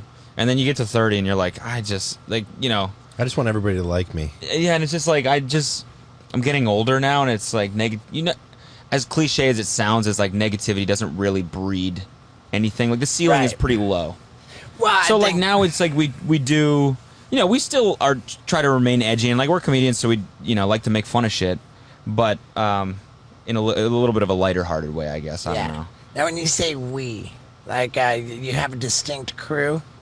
I mean, I do my podcast. I do it with Noel, like my comedy partner, and then I do videos with my girlfriend Kelsey. We make content together. Noel, were you guys in Vancouver, and we met at the Just for Laughs thing. Yeah, dude. And you guys, you hung out and watched my show. Noel did. I didn't. We went and watched. He was like, "Fuck that." No, I totally would have been there. Kelsey wanted to see one of her favorite comedians, and so it was just on the street, and so we walked down. Right. But I heard that your show is phenomenal and also like insanely gross and like disturbing. Oh, dude. I think your tour manager was like, Me. Yeah. I think we talked to you at the bar then afterwards. You said that like every show, multiple people have to leave because of puking. Oh yeah. You were there with a couple dudes. Yes. Full-grown men pass out cold. They faint, completely unconscious. Sometimes they hit their heads, and it's because they from one of the bits in the show, which is the vasectomy Olympics. Right. Yeah, dude, it's a lot of fun, man. It's a lot of fun. That was a great festival, wasn't it? We spoke. Dude, it was. Yeah, we did. Yeah, I remember that. Yep. Yeah, we had the same contact person at Full Screen. Yeah, you used to work at Full Screen. I did. Yeah. I read that. Yep. I was repped by them, and I worked for them as a software engineer. Full screen doesn't even exist anymore. Yeah, they just dissolved pretty much. Oh. Yeah, and it seems that I mean, it's always like an evolving, moving world of digital content creation, and now I think we're in a climate that really doesn't favor being with a network like full screen. Yeah, there's just no reason to be anymore. Yeah, I don't think, unless you need like help with production, but like no, but they don't even really offer that. I don't think. Oh yeah, okay. It was mostly just like an MCN type thing, which 10 years ago used to be huge because they would help you like collab with other YouTubers and stuff. That stuff like doesn't really mean as much anymore.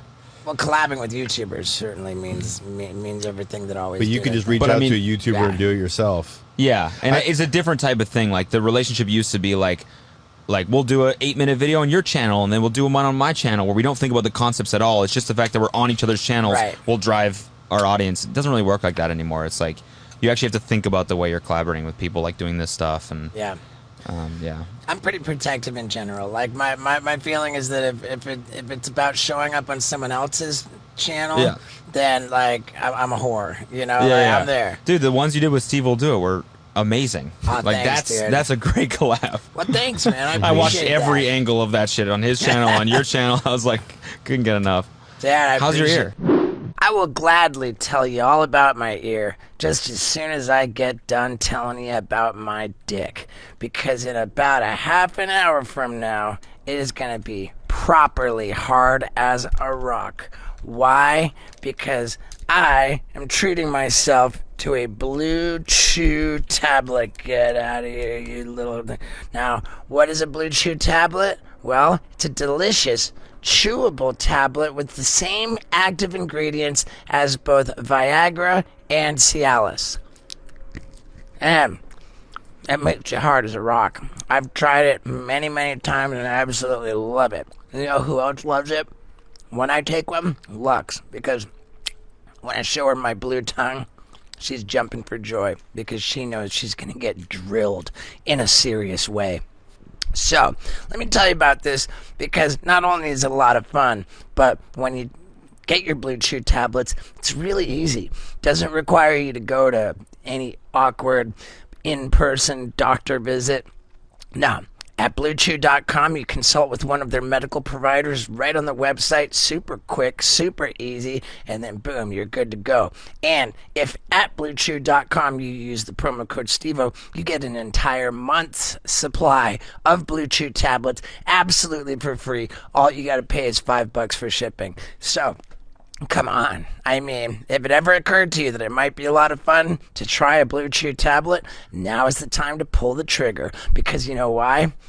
It's fall, man. Fall is here, and everybody could use a good, stiff breeze. So head on over to BlueChew.com, use the promo code STEVO, and get yourself an entire month's supply of Blue Chew tablets absolutely for free, and pay nothing but $5 for shipping. Man, and then get ready to have a good time. Now, let's get back to it, man.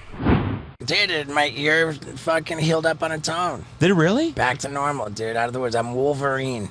That's wild. I couldn't believe when you were like doing this and it was whistling. Yeah. So I didn't even know it worked like that. I know, dude. I sent a video of me with my whistling trick to Dr. Drew. Oh, yeah. He's my guy. Dr. Drew's my guy. Was he like, that's not supposed to do that? He said you definitely have a ruptured tympanic membrane. Which is just him showing off having a fancy word for eardrum. Right. We get it, dude. You're a doctor. We get it, bro. You blew your eardrum out. Yeah, that's cool. Yeah, and then we saw Steve will do it this last weekend over in Dania. That was fun. How was that? It was cool. He came to my show. We're back up with the bucket list tour. He came. Nice. He came to the show, and there was a portion of it where he walked up and he's like, I want to buy some merch. So I was like, all right, dude. And then he's like, I want to buy everything. And then, I want to buy $1 million worth of merch.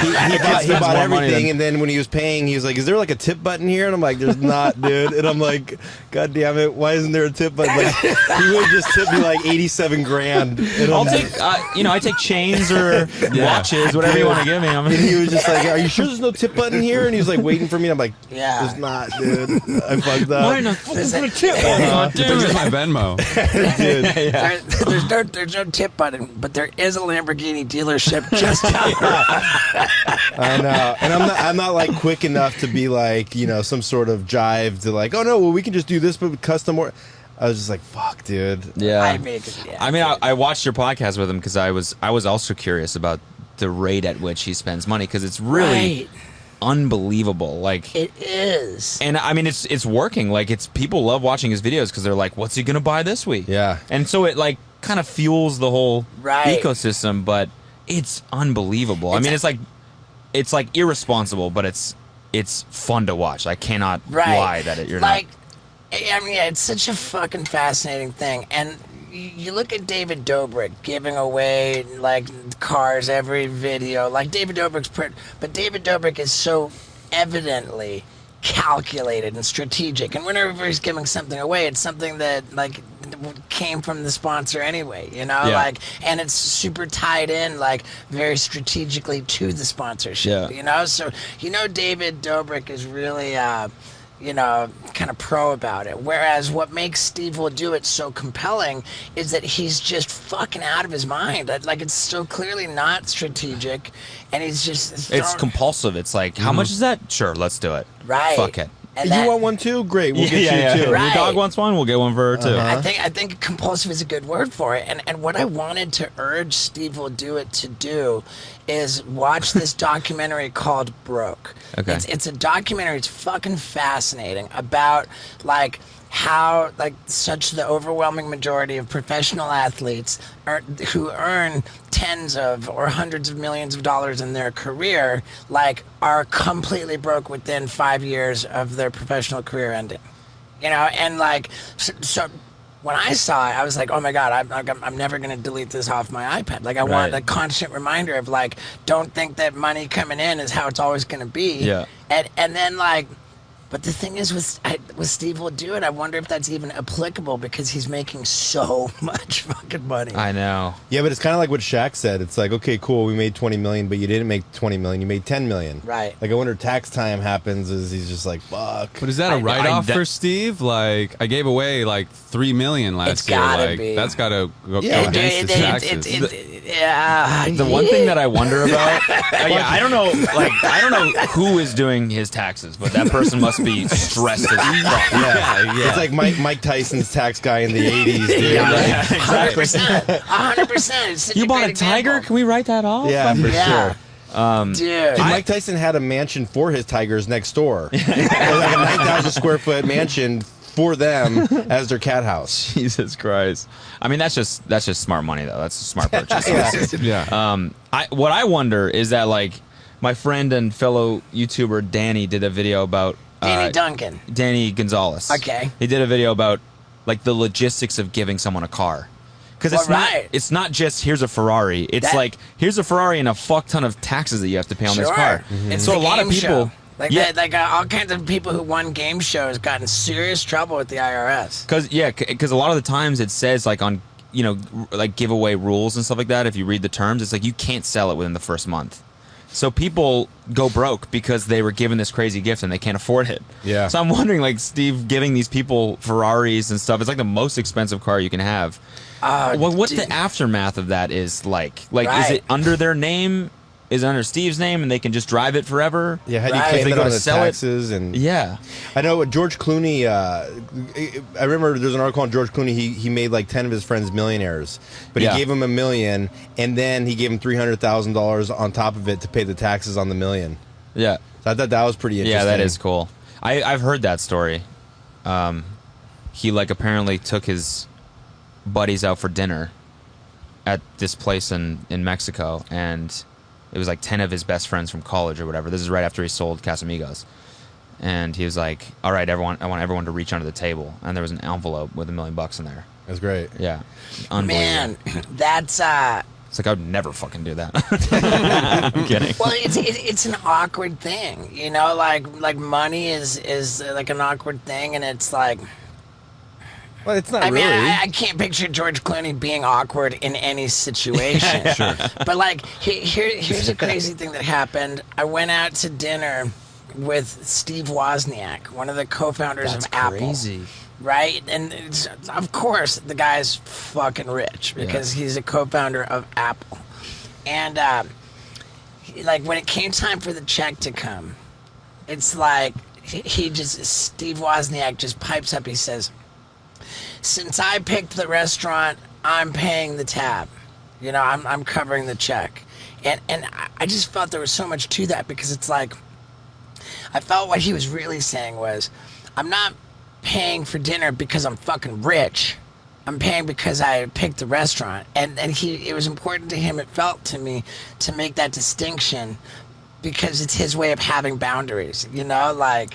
And he didn't want to like disrespect anyone who might be like, I can pay for my own meal. I was super impressed by it. Like it felt like healthy boundaries and he said it joyfully, you know, like I picked the restaurant, I love this place, and that's why I'm paying. Yeah, nice. You know? Yeah, I think for George Clooney, it was like, listen, I just made $500 million. Like I don't care how much you guys make. I just want to give some. He's like, you know, Steve will do it. You know, that's that kind of stuff. Yeah, dude. Yeah. How do you know about that? Because that's the other thing that makes it weird is when you draw attention to it. Which The George Clooney thing. How do I know that story? Like, Yeah. Well, I've heard the story too, but yeah, did he tell people or did his friends tell people? Right. It's kind of cool. He did it, and he wrote the own article about himself. No, yeah, exactly. Oh, you're saying like, who did he tell afterwards? Yeah. How did this get? Like, how do we know? Yeah, I gave my buddies at the bar like.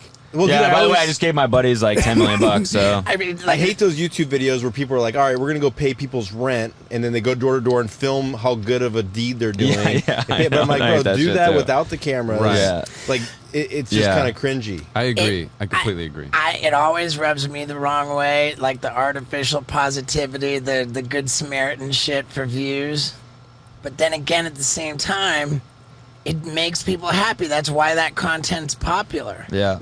So, like, I'm a little torn about it. Sure. Well, just look at it and watch it and know that guy is just doing it for selfish reasons because he gets a lot of views probably. But even if it's self-serving, he also just paid those people's rent. Like, they're not complaining. They're like, yeah, Right. I mean, you did that for yourself, but also my rent is now paid for the year. So it's helping people, but it is very self-serving. So Yeah. I agree. It's such a paradox. well, then maybe is he it right should, or not? Maybe they should donate the money that they make from that video to break even.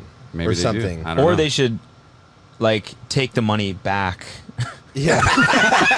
Just so like, you know, there's not like a After they double cut. intention there. It's like, no, this is just for YouTube. And Yeah. that's it. We're not actually Not paying serious. anymore. Yeah, look at it. This way, there's no confusion. It's completely self-serving. You didn't actually think we were going to do that, did you? Oh, my God. But only after the cameras stop rolling. Yeah, Just take it back. exactly. Yeah, just take it back. I just want to throw it out there. Cut. That All right. I do all kinds of that stuff, like, without ever even mentioning it. Just want to put that out there.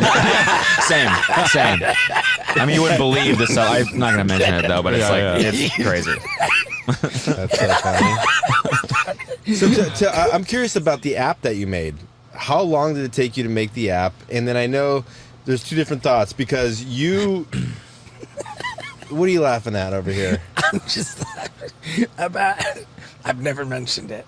I'm laughing at my And I own would joke. never mention it, but I've given a lot away. I really Just know I really How much? helped. I It's don't a know. crazy amount. 47,000. I really- But other than that, I would never say this publicly, but just between that's us. great. No, okay. I had a question. So you made an app, and it was top of the Apple Store for apps. Okay, did it cost you a lot of money to make the app? Because I've had the idea to make some apps, and He's had a million ideas. He's And so when you bring them to these companies that make the apps for you, they're like, okay, it's gonna be like $100,000. And then there's other people like, no, we can make these apps for like, $5-10 My question is, if you're gonna go with the company that's gonna make an app for you for like $1,000 to $5,000, chances are it's probably not gonna get on the Apple Store. You're better off paying the $100,000 for like the software, and you have better chances at having a better. You know what I'm trying to say? Like, It sounds like the people who only charge $5 or $10 grand are gonna take a revenue share, right? No, I mean, I don't know. It depends how complex the app is. But can I make an app myself without going to a firm and doing that, and then I get it on the Apple Store, and my chances are pretty good? Yeah, you could do that. Cody's expression is like, how do I be kind and gentle? No. Yeah. Listen, it's been a long time since I programmed or wrote a line of code or, even opened up like Xcode, which is a program that you use to make apps. So I don't even know what the current landscape is like. I really don't. I know that, the app kind of golden era, like the gold rush age is kind of over in terms of apps. Yeah. Now everyone's like crypto. That's what everyone's focused on now. Wow, dude. In the tech world. So now both of these guys' ears just perked up. They love crypto. I like really? crypto. Yeah. Yeah. Are you invested into crypto? Yeah. Yeah. Like, of course. No, I mean, not of course. I actually bought Bitcoin in 2012. Nice. Like when I read an article about it, like I said, I used to work for a startup. I was a software engineer, so I was super, involved in reading all the tech news and I read hacker news all the time. And did you see this documentary called Shiny Flakes on Netflix? It's about a fucking teenage drug lord who became fucking this on the dark web or whatever out of his childhood bedroom at his parents' house. And it's it all happened in Germany. This fucking kid had a ton of drugs in his bed, actually a ton. And all kinds. And this documentary on Netflix is it was made in German, but it's overdubbed and it's completely watchable. Huh. My girl and I, Lux, we watched the whole thing and we were just fucking.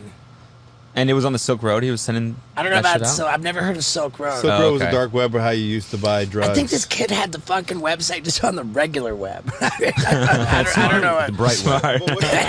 Smart guy. So you bought a Bitcoin, and what was a Bitcoin at that time? I think it was $200. I think it was 2013, and I bought it for around 150 to $200. And I didn't have a ton of money back then, so that even was a huge risk. It was this is a decent amount of my rent this month. But this is a really cool idea, and I kind of believe in this. I could see how this would be gigantic in the future. And then last year was the first time that I actually put real money into Bitcoin and Ethereum. And now I've been doing the NFT thing over the past couple weeks. Have you had success? So you're selling NFTs? I sold one. Well, I'm trading them. I'm doing the day trading NFTs, I guess, flipping them. Yeah, I made $9,000 yesterday. Just on getting art, flipping it. Yeah, I couldn't fucking believe it. So the NFT gold rush is still ongoing? Yes, it's in the middle of it right now. I think. I don't know. I've only been doing it for a week, so last week I bought my first one to try and flip it, just to try and learn, and then every day I've been spending a couple hours learning about it, and to my knowledge right now, I think it's the peak of it. So it's a good time to get in and try to make some money. Well, what do you think's next? There's so many revenue streams that I'm just sitting on my ass not getting around to. Twitch. Yeah. NFTs. OnlyFans. Yeah, exactly. Yeah. Dude. Drops. God damn. You mean merch drops? Yeah. Yeah, so I mean, there's time though. People have been doing merch drops forever. But there's a lot of ways for people to make money when they think that there's only one way to make money: go to a 9-to-5 job, collect a check. But dude, you can reinvent yourself. There's a ton of cash to be made out there. Yeah, I feel that a lot of people don't realize that. Right. Yeah, especially in the creator economy right now. Jesus, dude. Do you have a Patreon? I don't. So for our podcast, we do one episode that we put out for free every week, and then in the same filming session, we'll film another hour. And we'll put that up for our Patreon subscribers. And that's worked really well for us. We have 23,000 monthly paying customers, which is great because it's guaranteed income that we can just put back into the company and buy more stuff for the podcast and make the show better. Dude, that's kind of fucking epic. Do you decide after the fact which hour will be free and which hour will be paid? Does this sometimes flip-flop? Or It doesn't. It's always... We're always a little bit more loose and relaxed in the bonus one because it's it's behind a paywall, so it's right.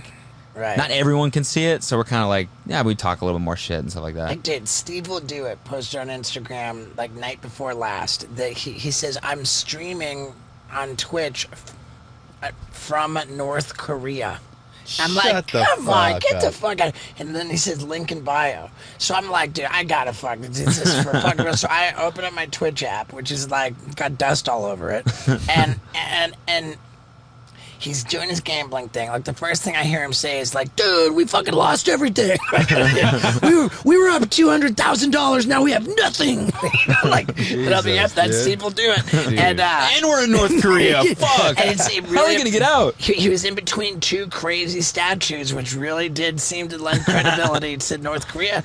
And so I'm like, okay, I'm in the Twitch app, and I'm like, yo, dog, are you seriously in North Korea? I write this comment, try to post it. It says you have to be a subscriber to post comments, and I'm like, motherfucker. So you pulled out your credit card, and the comments are just boom, boom, boom, like every one of these people is just paying him. Yeah, I didn't pull out my credit card, but I did fucking make a mental note to stop fucking blowing it. I started thinking that what if we had a live Twitch, just a fucking cell phone sitting here. So if you're a Twitch subscriber, or maybe or whatever, you can be at the podcast while it's happening. Yeah, you could definitely do that. So that someone says the wrong thing that we wanted to edit out, but now it's live and it's out Right. there. but they're paying. But you know what? The other thing we shouldn't be sleeping on release forms.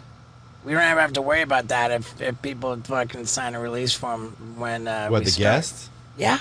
Well, I think the video, like them acknowledging at the end that, like, hey, is there anything that you want us to... But if it's going to be on Twitch, we want them to acknowledge in writing at the beginning. Yeah, that's true. So then I'd be fucked. You're fucked. That thing that you want to cut out is not going anywhere, dude. Yeah, I wouldn't get my green card. No. Yeah, are you in the process of getting your green card? I got it. I'm just waiting for my status, my immigration status to switch, which takes like 6 months. So I can't leave the country. So you've been here on a work visa the whole time? Yeah. That's 10 great. years now, or longer than that. Really? 12 years, yeah. I've been on 6 different visas. So do you get double taxed if you ever go back home? Like, I was like removed from the Canadian tax system like a long time ago. oh, really? Yeah. Because wasn't that an issue if you bought a house? They're like, well, you might have to declare double. I think that like it is a question for residency. I think that's, you know, once you left and you're no longer a resident of Canada, then it's like arguable that, like, why would you pay taxes there? Yeah. You know, although I've heard live there. the American system is actually way more intense about that. Like it takes a few years. Like they still come after if you move to like Portugal or something like that. They'll still come after you for taxes even if you're living there. Because we're so in debt that it's fucking they do I guess. everything they can to make Yeah, as much like money. I don't know if that's true, by the way. If a tax lawyer is listening to this, I'd love Right. to know the logistics of that. Well, I'm looking at buying a property in Canada. Oh, nice. Where? In British Columbia. Fuck yeah. Like by Tofino? Not Tofino, not Vancouver Island, but like suburb of Vancouver. Nice. Like this place. That's And, incredible. I love it there. Yeah, like I'm really stoked for it. But if I've got a property there and a property here, then like the tax. I need a tax person too. So if you're a tax person, hit me up. Yeah, reach out on the website. Do you have to worry about global warming in that area? Because the Pacific Northwest is pretty... The Pacific Northwest is a hot spot. But it doesn't make sense because I feel like it's raining there all the time. It's summers that are prohibitively cold. Or sorry, hot now. Like we got fires going on there. But that's just everywhere now. I know. So Think about depressing. global warming, Scott. It's global. It's kind of everywhere. Right. With the NFTs, once you like sort of announce your involvement, like what about all the comments from the people saying, but what about the environment? You're destroying the environment. I never said that I was doing this. I just started because it's not like it's not like I'm doing the Logan Paul thing where I'm like making an NFT that has my face on it and I'm like, hey, buy my NFT. I'm more like in the midst trading these things with all the kids that are doing that right now. But that's why the problem is people are doing it on the Ethereum platform. If they do it on the Cardano platform, there's 90% less energy to make an NFT. Oh, how about I think that? I did get those chirps though, like because when I first my friend who's an artist made me a little picture and I bought it just to like see what this was like a couple months ago just to see what it was all about, and so I posted. I was like, this is my first NFT purchase, and every comment was like, well, you're burning the fires are because of you, and what about the environment concerns? And I'm like, I don't. it was a chain that said D's nuts on it. That was the picture. And I was like, this isn't that serious. What did I do wrong? That's great. I don't understand it, man. So, like, why isn't email destroying the fucking... Yeah, I know, exactly. It's electronic. It's like you take a flight in your life, that's probably just as bad. Right. Or you live in a house. Like, it's all... I know. Right. We're all destroying everything. Yeah. For God's sakes, but Cardano, huh? I guess because it's like proof of work versus proof of stake. Right. And I think the proof of work is like the computers that are like constantly mining for these. And that platform is proof of stake, which means... God knows what, but that's like the idea behind it. Yeah. All right, so let's break down the top revenue streams. OnlyFans. OnlyFans number 1. Patreon number 2. People love, what I got going on underneath this. Pornhub number 3. It's mostly all porn, honestly. I mean, like podcasting is legit revenue. Right? Yeah, I think probably the most lucrative thing for me personally right now is my YouTube channel. Okay. I think just because I've been doing it for so long, my CPMs have gone up year over year, and I think I've figured out how to make content that people enjoy, but also like is the most efficient in terms of monetization. Right. And how often are you uploading? Like 2 to 3 times a week now. Damn. So I have like a production assistant who helps me generate like ideas and find content and stuff like that, and then I have 2 to 3 editors that help me out. And this is all like within the past year and a half that I've figured out how to finally hire and delegate. I used to just do everything myself. So 2 to 3 times. And then I was just like, this is not scalable. I'm going insane. 2 to 3 times per week, and that's not including podcasts. That's just on my personal channel. Damn. And then like I do like 2 to 3 brand deals on that channel a month too, which is also really good. I mean, that's like equal to the AdSense basically. Is there an agency that's soliciting your brand deals? I'm signed with UTA. Okay, there you go. So they get me like all of those. Wow. And then it's that, and then I think second most lucrative probably is the podcasts, just because with ads and Patreon combined. So AdSense actually competes with sponsor deals for branded content? It does, yeah. It does. Wow. YouTube went through this period where like nobody was making money on AdSense because people, like advertisers, were so freaked out about, their content, that they'd be advertising on content that wasn't suitable for their brand or whatever. Right. So there's that's when the adpocalypse happened. Sure. And nobody made any money, and then it came back harder than ever. For me, I don't know. I don't know if it's the same with other people, but it's not the same with me because I I have trouble keeping those dollar signs green. Yeah, I know. Yeah, that is. Yeah, it is. You do kind of have to like censor yourself a little bit, which is a little bit shitty. I mean, whatever. Like, I'm sure you don't have to censor yourself too much. I just like the nature of what I do is like. Yeah. By the way, that video that you posted of you guys fighting the NSDs, that was so fucking funny, dude. Thanks so much, man.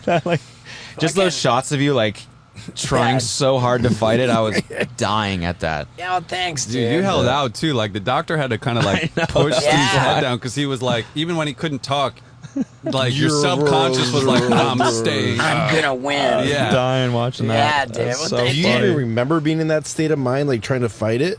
Nah. Nah. Autopilot, dude. Yeah, exactly. But yeah, dude. Thanks so much again. So AdSense is killing it. The brand deals is killing it. I've struggled to get brand deals. I think the brands just are kind of freaked out by like the poo cannon. Yeah. Why would they be? I mean, right. Are you signed with anyone? No. Like I've got an agent just for touring. Okay. Like UTA or I'm ICM. Okay. And I love my touring agent, Adam Genovizian. He's great. And it's just that, like, for some reason, like, all the other departments of the agency just never, like, showed me love, Like, I just, like, gathered dust everywhere. Nothing ever happened. And I was like, all right, I'm just going to, pull out and just stick with touring. Yeah. Maybe it's a good time to revisit because I have, like, done a fair amount of work to sort of... Yeah, you should hit them up for sure. I'm sure the digital... part of that industry or the agency would love to start getting you shit. it's an interesting idea, man. Agents aren't the most forward-thinking. Right. No. They're not the most like. I mean, I love my agent; she's amazing. But just in terms of like being proactive about stuff, agents mostly, in my experience, have been like very reactive. Right. It's like you come to them and you're like, "Look at all the shit I'm getting," and they're like, "Oh, we'll try and get you some stuff." It's like let's go to no lunch. one's like doing research like on your channel to see. So you're saying that UTA is doing that for you? Yeah, I mean, my agent used to be my manager, and then she got a job for UTA, so like she still has that. You know, managers are more like intimate, I guess, where they really learn like the ins and outs of your career, and she's been with me now for like 7 years or something. Cool. So now she's my agent, but typically, like, I don't know, agents are, they're just always busy with having a million clients, you know? Right. They're very good at picking up the phone. Yeah, yeah. Well, sorry. Picking up the phone to answer calls. Yeah, yeah. Right. Not really dialing. Yeah, exactly. Are you exclusive with UTA in the digital branded deals? Full Screen used to get me those as well. So it was like, but now the Full Screen's gone. They don't anymore. I got an important question to ask you. Your Whoop strap. Yeah. What's your HRV? What's your average? What my recovery was today? Let's see. Because your dad and your mom both do like they're insane. in triathlons and Ironmans. Forgot to turn it off after my workouts. I've been working out for 4.5 hours. See, that's why. But I'm just curious to see what your resting HRV is. Today was 59. 59. 59. Wow, I would expect you to be over 100. Yesterday or like last week is 54, 60. So you stay at HRV. My resting heart rate? No, HRV. Your HRV is the heart rate variability. Yeah, right. So what is that like? How does that compare to yours? It'll say right here. Yeah, 48. Oh, 40. Yeah, okay. 60. Oh, dude. 54. What are you guys? an anomaly.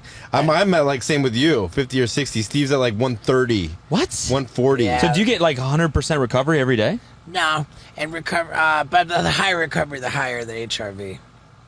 Right. Yeah, let's not like alienate the listeners. I mean, we love Whoop, and shout out to the Whoop. Dude, I love this thing. It's pretty rare that we record a podcast and it goes up the next day. Yeah. This one's going live tomorrow. Oh, okay, cool. And today they Happy announced, Thursday, people. Yeah, dude, fucking right on. Today, the Paramount Pictures announced that Jackass Forever is not, in fact, coming out on October 22nd, but they're pushing it to February 4th next year due to COVID. Jackass for later. Yep. Oh, because they want it in theaters. Because of the Delta, whatever. So, yeah, February 4th is the new release date. My dad speculates that COVID's going to be even worse in February then. You think so? I don't know. Well, I mean, I'm stoked for the new Jackass. Well, thanks, man. We were watching... It's really fucking good. We just watched the original Jackass movie, like, 2 months ago. We were still figuring out what we were doing with the original Jackass movie. So It was just good. kind of felt like, it had its own quality to it. Then Jackass number 2, we had figured out what we were doing. Yeah. That was the masterpiece. Yeah. Jackass number 3 was the biggest financial success, but like not even the best movie.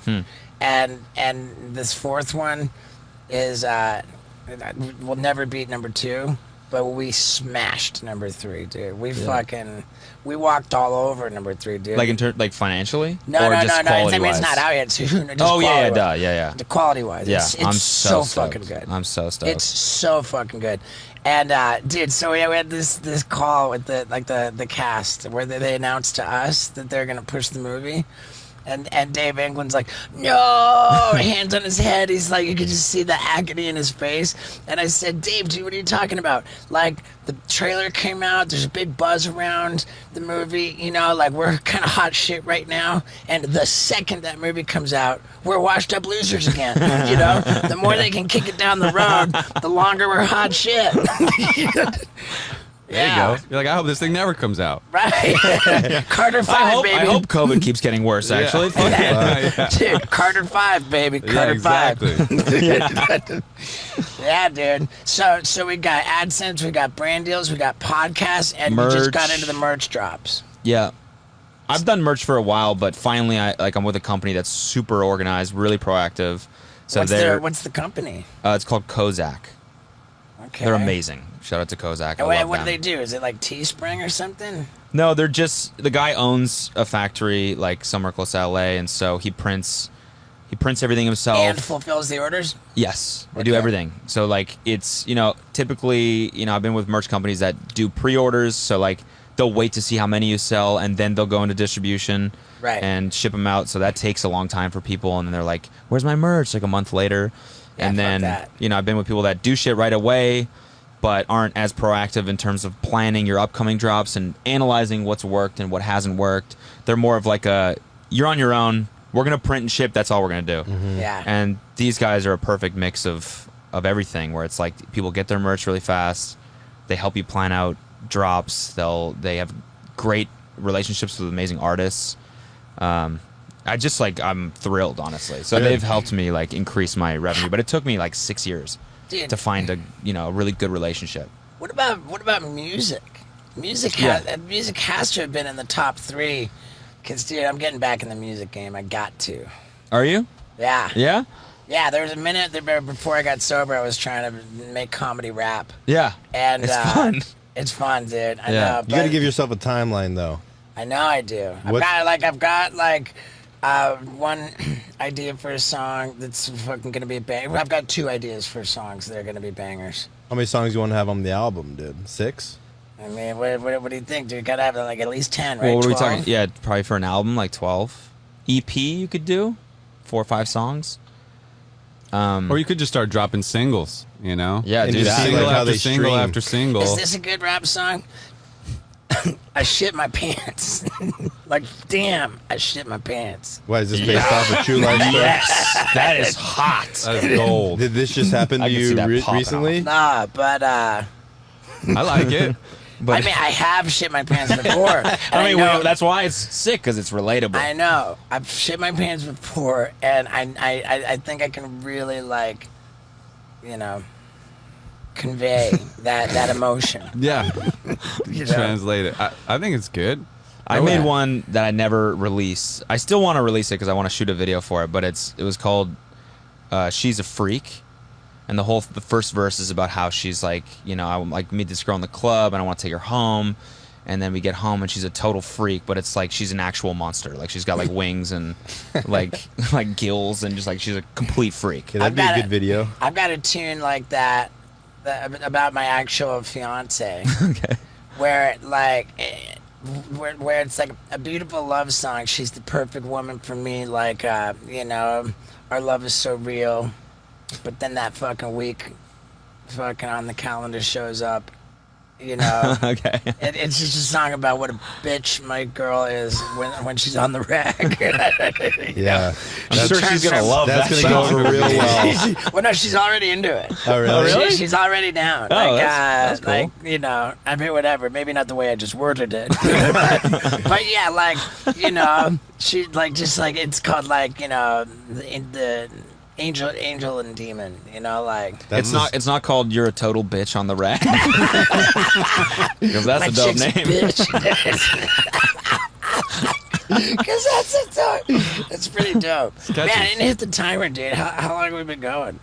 Not that I have about an hour. I feel like this hasn't been, for me, my best job of running a podcast, but it's also been very informal and we're just hanging out. It might have been my fault because No, you did great. I want to hang with you guys because, like I said, I watched the show, so it's like an honor for me to. When you listen to a podcast, you're like, I wish I could ask them that. So I took this opportunity to Dude, I love ask it. you guys questions. And Wow. I love it. I'm enjoying this a lot. This is great. It's been a fun hang. It's been a fun hang. Yeah. And I don't mind saying that Cody Co is a fucking hot dude. Hot dude. You think hot so? Hang. I think you're highly attractive. Even with And I the don't mind- This little AC girl haircut? is no You match. mullet? Do you have 2 earrings? It's not or even a one mullet. earring? It's just one earring. Oh, It's just like a gotcha. legitimately 8-year-old girl haircut. I think you're legit hot, dude. I used to have a joke in my stand-up. He's like, I used to have a crush on you. I used to have a joke in my stand-up. I'd be like, man, what a great crowd, dude. This is a fucking hot dude right here. And then I'd say, that's me, man. I'm perfectly comfortable saying when a dude is hot, Yeah. Oh yeah. Like most guys, if you ask them, is this guy hot? They'd be like, dude, what do you think? I'm some kind of gay dude. Yeah, I'm not gay, man. Right, but they know exactly when to be jealous of a hot dude talking to their girl. Yeah. Sure. So clearly every guy knows when another guy's hot. Oh, yeah. You know a hot dude when you see one. Oh, yeah. No question. And I'm down with admitting that. I'm down with calling it out. You're hot. So, like you're not welcome to talk to my girl. And then like right here, you're not welcome to talk to my girl. You're not. You're good. Yeah. And then that's the joke. You could take her to dinner. I'm not worried about you at all. Yeah, you're fine. I got no worries. Yeah. You can take her to Belize for the weekend. Yeah, dude. Yeah.